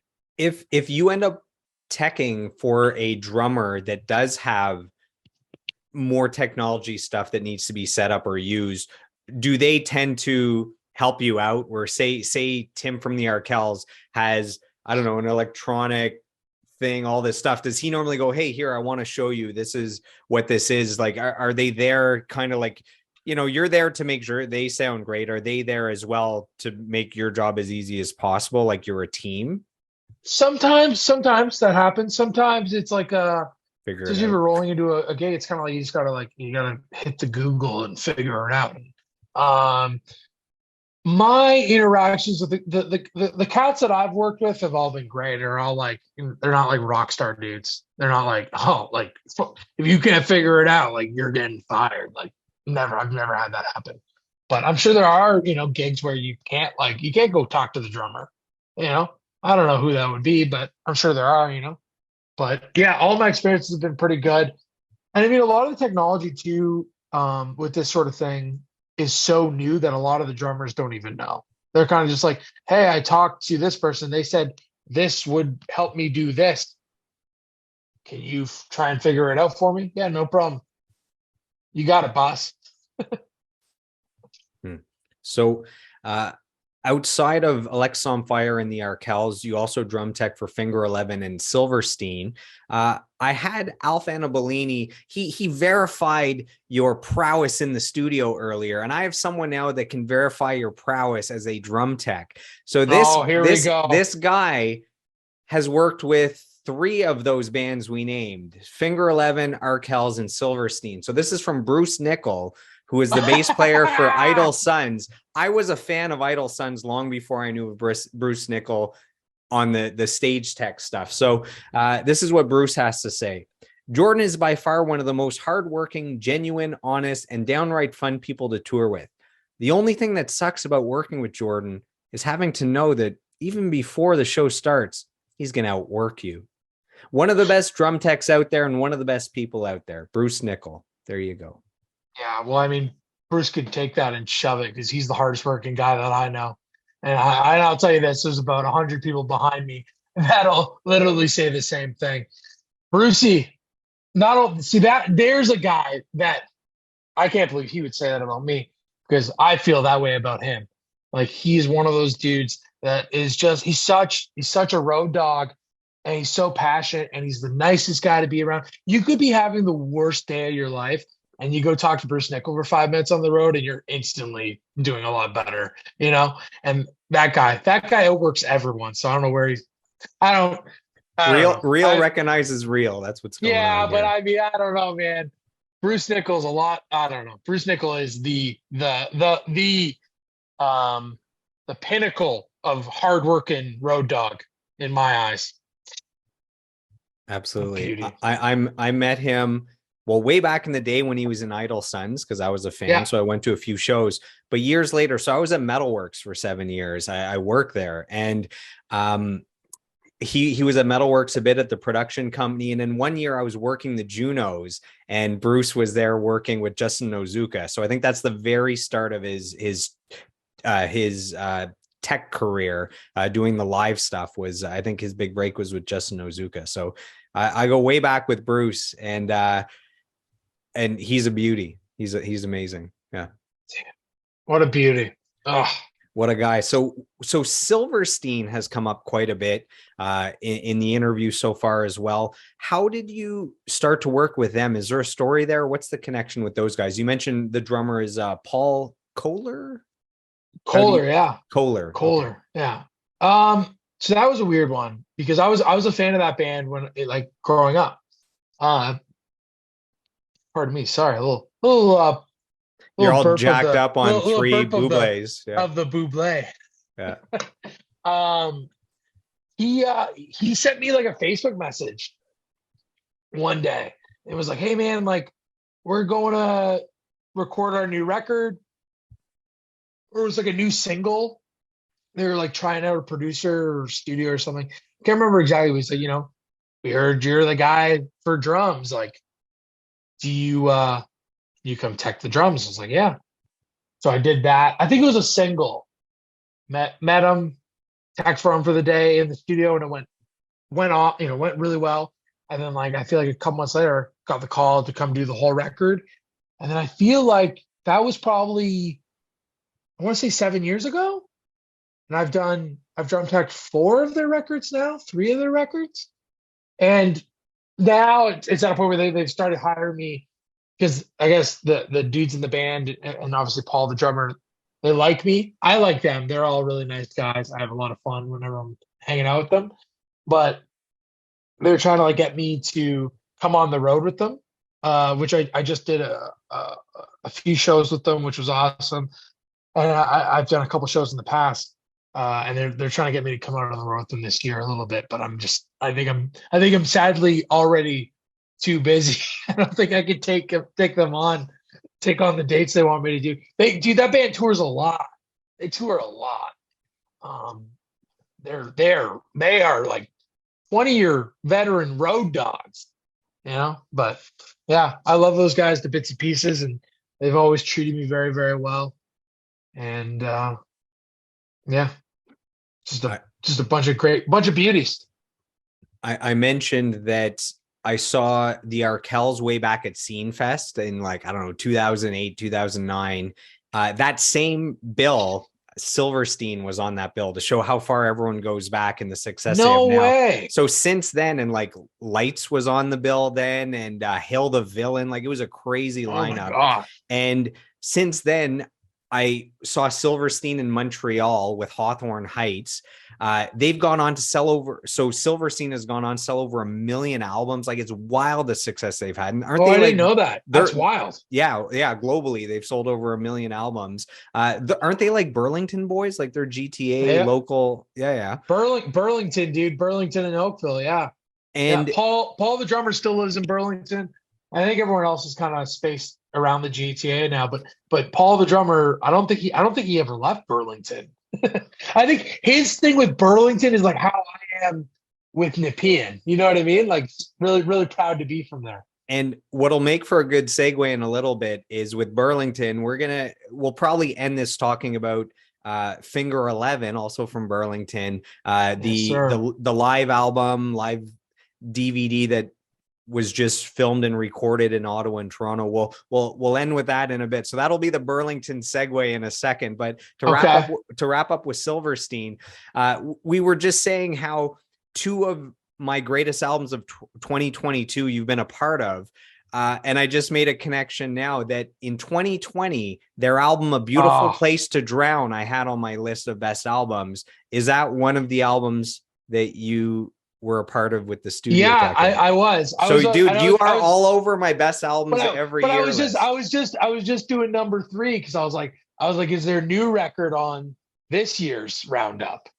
Because if their new record is on this year's roundup, I think they put out a new record this year. Hold on a second. I'm pretty sure, unless I'm talking about a record that hasn't come out yet. Or hasn't been announced yet. No, it might be out, but I haven't gotten around. What I do is every Friday, I look at the new albums released and I add them all on Spotify to new albums in 2022, and I get around to them when I can. So it might be on my list. Okay. Yeah, Misery Made Me. Okay. There it is. So 2022. I have that on my list of new albums 2022. Haven't listened to it yet, so I'll have to get to that. So it's in time for my best of list. But that other album in 2020 made my list, which is also cool. And I have a quote here from Paul and Josh and the rest of the boys from Silverstein. Oh, no way. This is a short one. This is right to the point. This is, they say he's very loud, both on and off the kits. He eats for fun, smokes a lot of cigarettes, and wears a hat a lot. He's one of the most focused and attentive techs on stage and is a joy to be around. So a little bit of funny stuff, a little bit of serious stuff. That's from the boys in Silverstein. I taught them that, the whole eating for fun thing. I was like, oh yeah, you guys are bored, you guys want to go eat some food, just eat for fun. And I'm currently on day 6 of quitting smoking cigarettes, so I hope that we never talk about me smoking cigarettes again. I'll have to edit that part out of their quote. So you can totally keep. I mean, it is very well known knowledge of my passion for smoking cigarettes. Actually, I'm surprised it's taken us this long to get into me smoking cigarettes. But in 2023, new year, new you. Yeah, there you go. I'll be honest with you. The reason why I'm actually really trying hard to quit smoking right now is I'm going to Australia at the end of January with City and Color, and I'm absolutely terrified of not being able to get through that flight because it's like 30 hours of traveling. You know what I mean? Like, so I'm like, maybe now is a good time to quit smoking, so I don't have to worry about that. So far so good. I mean, good days and bad days, you know. Absolutely. So I have another quote. I got to get through all these quotes before we wrap up. I'm shocked that you got all these quotes. Dude, I went in the trenches for this one. So this is from someone that I actually know from my days at Metalworks, and you know him from Alexisonfire stuff, both in the studio and on the road. So there was 40 dates with Alexisonfire. And this guy was there with you, at least some of them. This is from Darren Cheater. Magarowski. Cheater. So his credits: 3 Days Grace, Alexisonfire, Snoop Dogg. You got to get Snoop Dogg on the credits if you've worked with him, right? So he says, if I had some things to say about Jordo, it would be that he's super hardworking. See, that's coming across with everybody. So hardworking, dedicated, and passionate about all things drums. He really reminds me of myself when I was around the same age as him. Dedicated to the grind. So that's from Darren.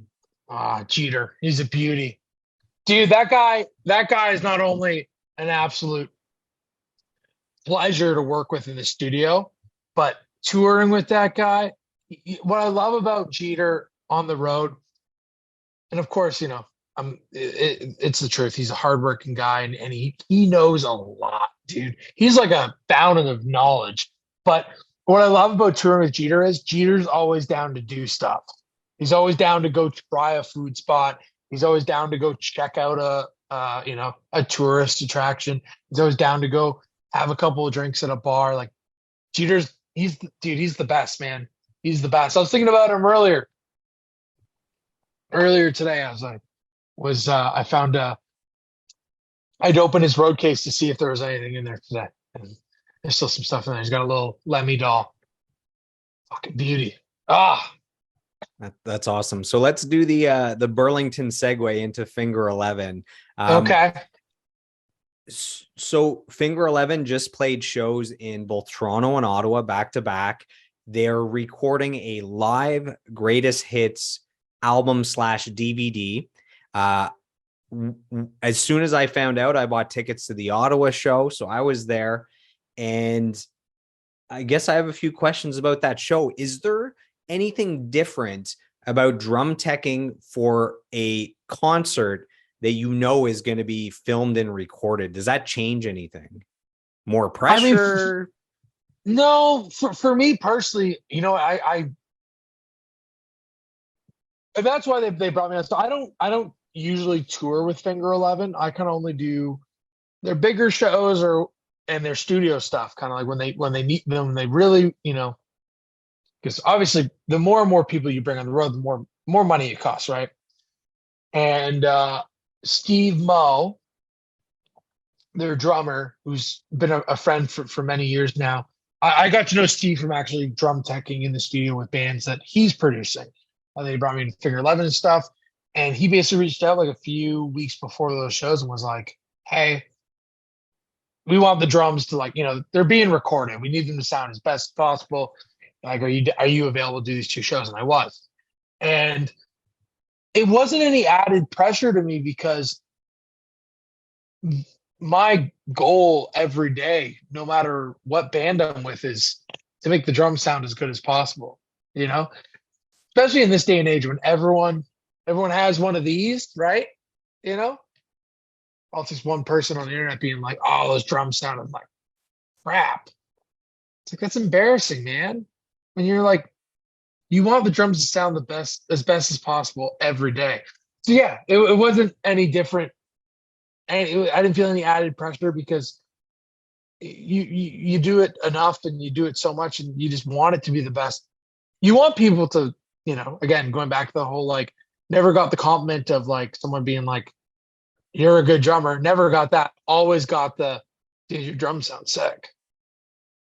I'm going to stick with it, So I wouldn't be doing my job if you shared a story about Steve, the drummer from Finger 11, and I didn't have a quote from him. So here's a quote. Here's a quote from Steve, and his is pretty funny. I like how it ends. We'll see if he gets a little jab in there for you. Probably him asking what's for lunch.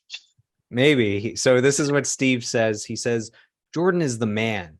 I can't say enough about the guy. He's been able to create a name for himself personally as well with YC Drum Company, and I'm really happy for him. He's one of the hardest working guys I've seen in the industry, which is why everyone wants him on their project. On top of that, he's a great guy and awesome to be around, whether on stage or in the studio. Dude is a total pro. If you ask him what's the most important question of the day in the studio, he'll tell you. So I don't know what that means, but you'll have to tell us. And then he says, there's really only one thing that matters most to us. Lastly, I'd love to say there aren't any drawbacks, but there is one. He's a Habs fan with two angry emojis. Go Leafs, go! Exclamation mark. Steve from Finger 11. So what's the Yeah. question of the day? What is this? Yeah. What's for lunch? There you go. Okay. You Every had time already said that, so you're both on the same I, page. every time I work with Steve Mo, I walk in the studio. Steve, how's the family? What's for lunch? That's two questions. How's the family and what's for lunch? And that's really because when you're making music in a recording studio, who cares? Who cares about the music? What's for lunch? That's the number one question, the most important question. What do you think makes Finger 11 so great? I mean, they've been big since, let's see, I don't know, Tip was probably like 98. So I remember I got into the Grayest of Blue Skies, the album right here. I was only 15 years old. So you're 9 years younger than, so they were big before you even knew what was going on. Yeah. What makes them so great? How have they had this much longevity? They've transcended styles and genres. I mean, you were at those two shows. What great live show, great, doing the greatest hits where every song they played was a total banger. The energy, they're amazing. What is it about Finger 11 that makes them a great band? I think I became a fan from working those from working shows with them. That's because they're a little before my time, just slightly before my time. To me, it feels like they don't take themselves too seriously. You know what I mean? Like I don't know, when I watch them perform, which I mean, for the most part, I'm watching Steve play drums, but it looks like they're not on stage being like, we're better than you. You know what I mean? And that's what I mean, like, they don't take themselves too seriously. They're not like, they're not acting like rock stars. They're not being like, yeah, you're going to love what we're doing. It's like, no, it's like, they're like, this is music that we've written, the five of us, and we believe in. And I think it translates to the way they perform and the way the crowd reacts. And I think the tunes are just well thought out. I mean, I'm not a songwriter, so my opinion is my opinion. I don't know, take it for what it is. But I think the tunes are really well written, and it's a bunch of dudes who are just laid back and being like, yeah, we like playing music. We're gonna show you what we wrote, and that's that. So there was someone else working that show with you in Ottawa. And I have a quick picture I want to share here. So let me know if you can see this on my screen. Can you see this? Hey, Dano. So we have you there. We have my friend Frank who came out to the show, and then we have Dano. So I have a quote here from Dano. This is like the most, I will say this is like the most, you caught us at like the sweatiest time. Like, my hair. This is literally like at the end of loadout. We've been busting our butts for whatever, 45 minutes to an hour. And you just caught us right at t-shirts outside in the middle of winter. Hey, dude, if you are looking like not disheveled, we know you didn't do your job. This is big like in the trenches. The man just did a job well done. So this is a quote from Dan Preston. He says, I've only worked with Jordan a few times, but it's not hard to tell he holds a lot of passion and a great skill set. He's a fab hang, quick-witted and hilarious. Looking forward to working with him more. So that's from Dan Preston. So that's the man himself. You know what? Most people don't call me witty. So I'm gonna take that compliment. I'm gonna sleep good tonight. That might be the best. The best compliment. That might be the best one. Thanks, Dano. Witty. That fucking beauty. That guy. And again, talk about all these people. It's like there's another guy there that just like is in the trenches, grinds, works his butt off, scores, hard, good.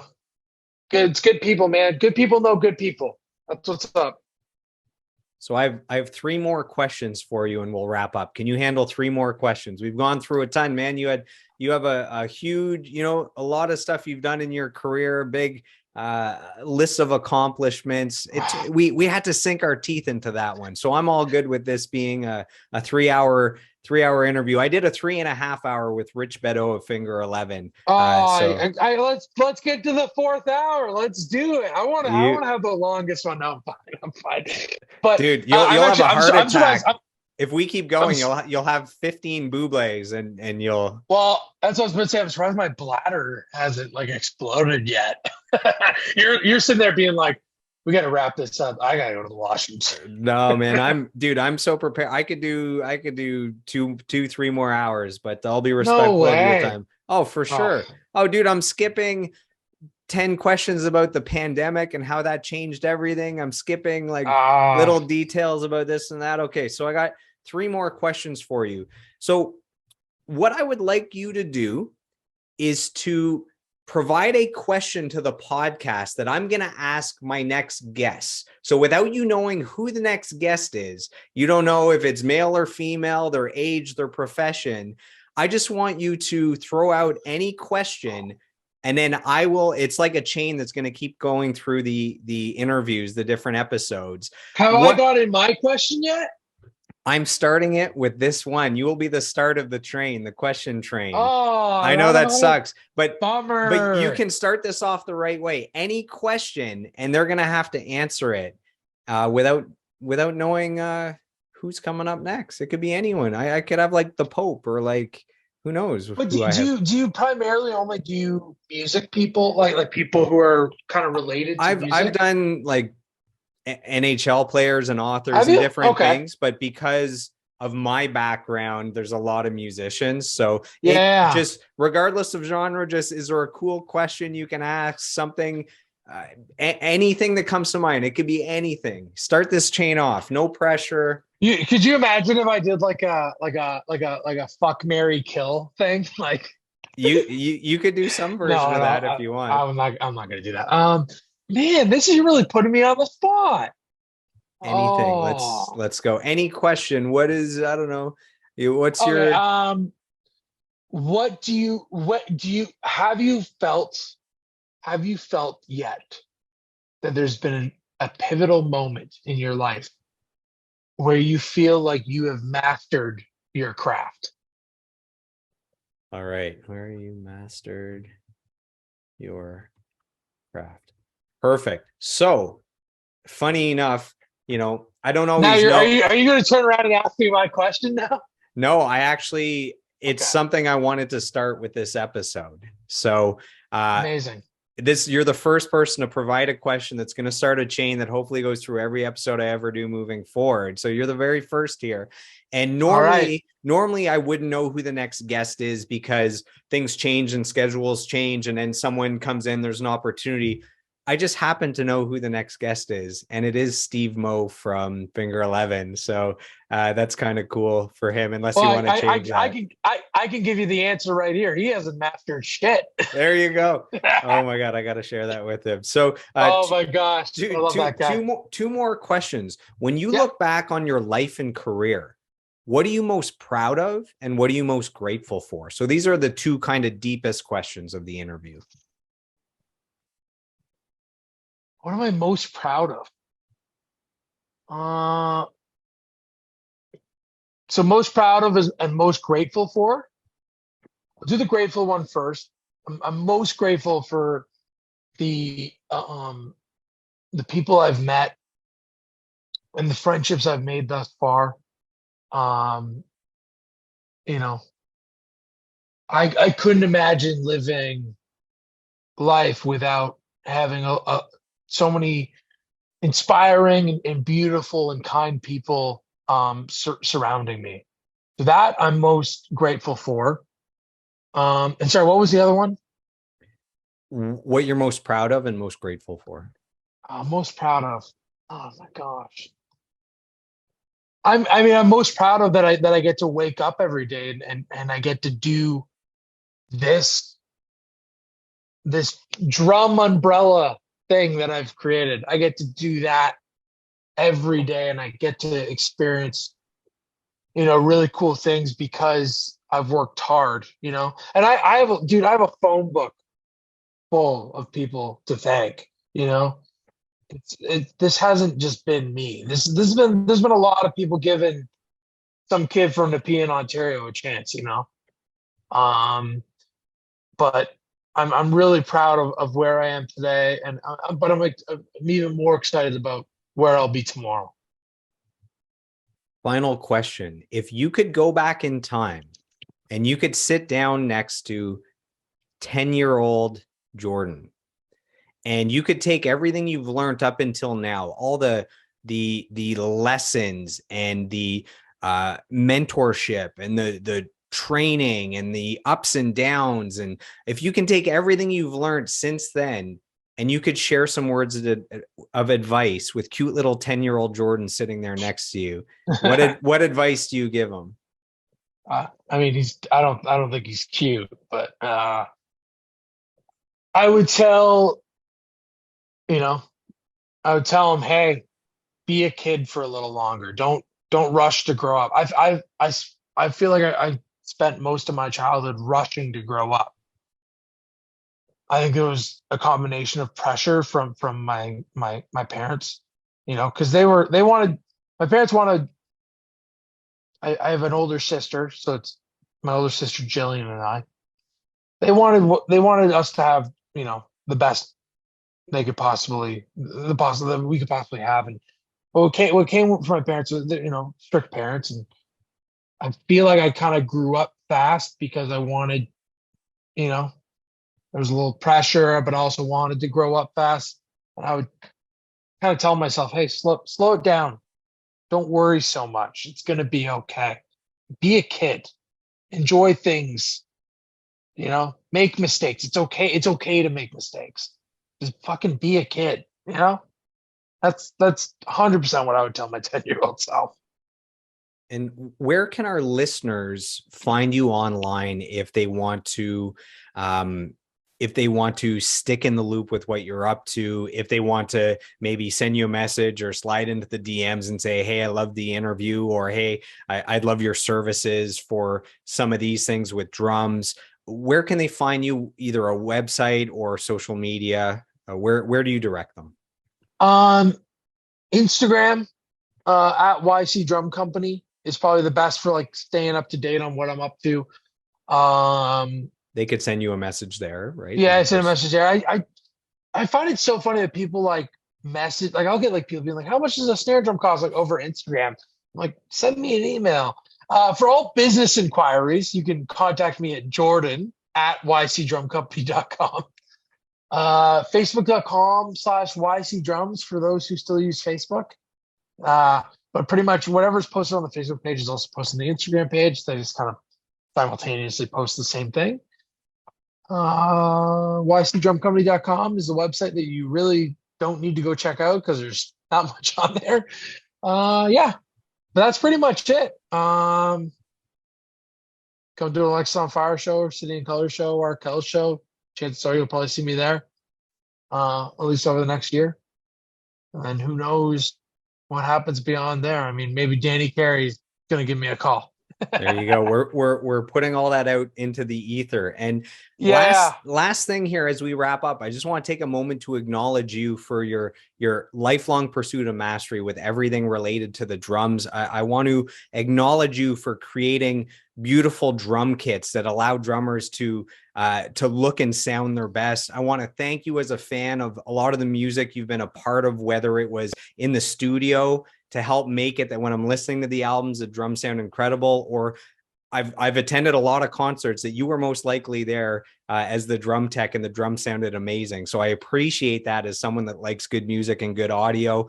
I want to say thank you as a fellow Ottawa person for representing the city, putting Ottawa on the map. Ottawa is proud to call you our own, or Nepean if we're being more specific. So that's awesome. You're also from Ottawa. And last but not least, I want to say thank you just personally for sitting down with me for the last about 3 hours now, answering questions that I wanted to know the answers to. So I really appreciate it, Jordan. Thank you. Hey, Joel, I appreciate it, man. I think what you're doing is awesome. Actually, sitting down long from talking to people about this mastery thing, even though I don't think I'm a master at what I'm doing. I think that there's always room to learn. And I appreciate you taking the time to basically hear out a little bit of my story and ask me all these wonderful questions. And we're taking all the time to gather all those quotes. I hope I hope you continue to do this for a long, long time. I'm excited to see who's next after that bum Steve Moe. But yeah, brother, man, I appreciate it seriously, and thanks for. I still think we should have done this in a parking lot in the dead of winter, but maybe we can do a second episode where it's you and I next to a fire lit trash can, just shooting the shit in Ottawa, right? Absolutely. That'll be round 2 coming up in a few months. So thank you so much again. Thanks for the kind words. And hey, to everyone that's stuck with us for the last 3 hours, to the Jordan fans, to the listeners of the podcast, thanks for tuning in, and we'll see you on the next episode. If you've enjoyed today's episode of the podcast, please take a moment to subscribe, like, comment, and share. What I want to know is, who would you like me to sit down with next for a 2-hour deep dive interview? You can let me know by reaching out to me on social media. You can find me on Facebook, Instagram, YouTube, and TikTok at Joel Martin Mastery. Joel is Joel. And you can find me on Twitter and Snapchat at Joel Mastery. So I am done. I am complete. I approve this message, and I'll see you on the next episode.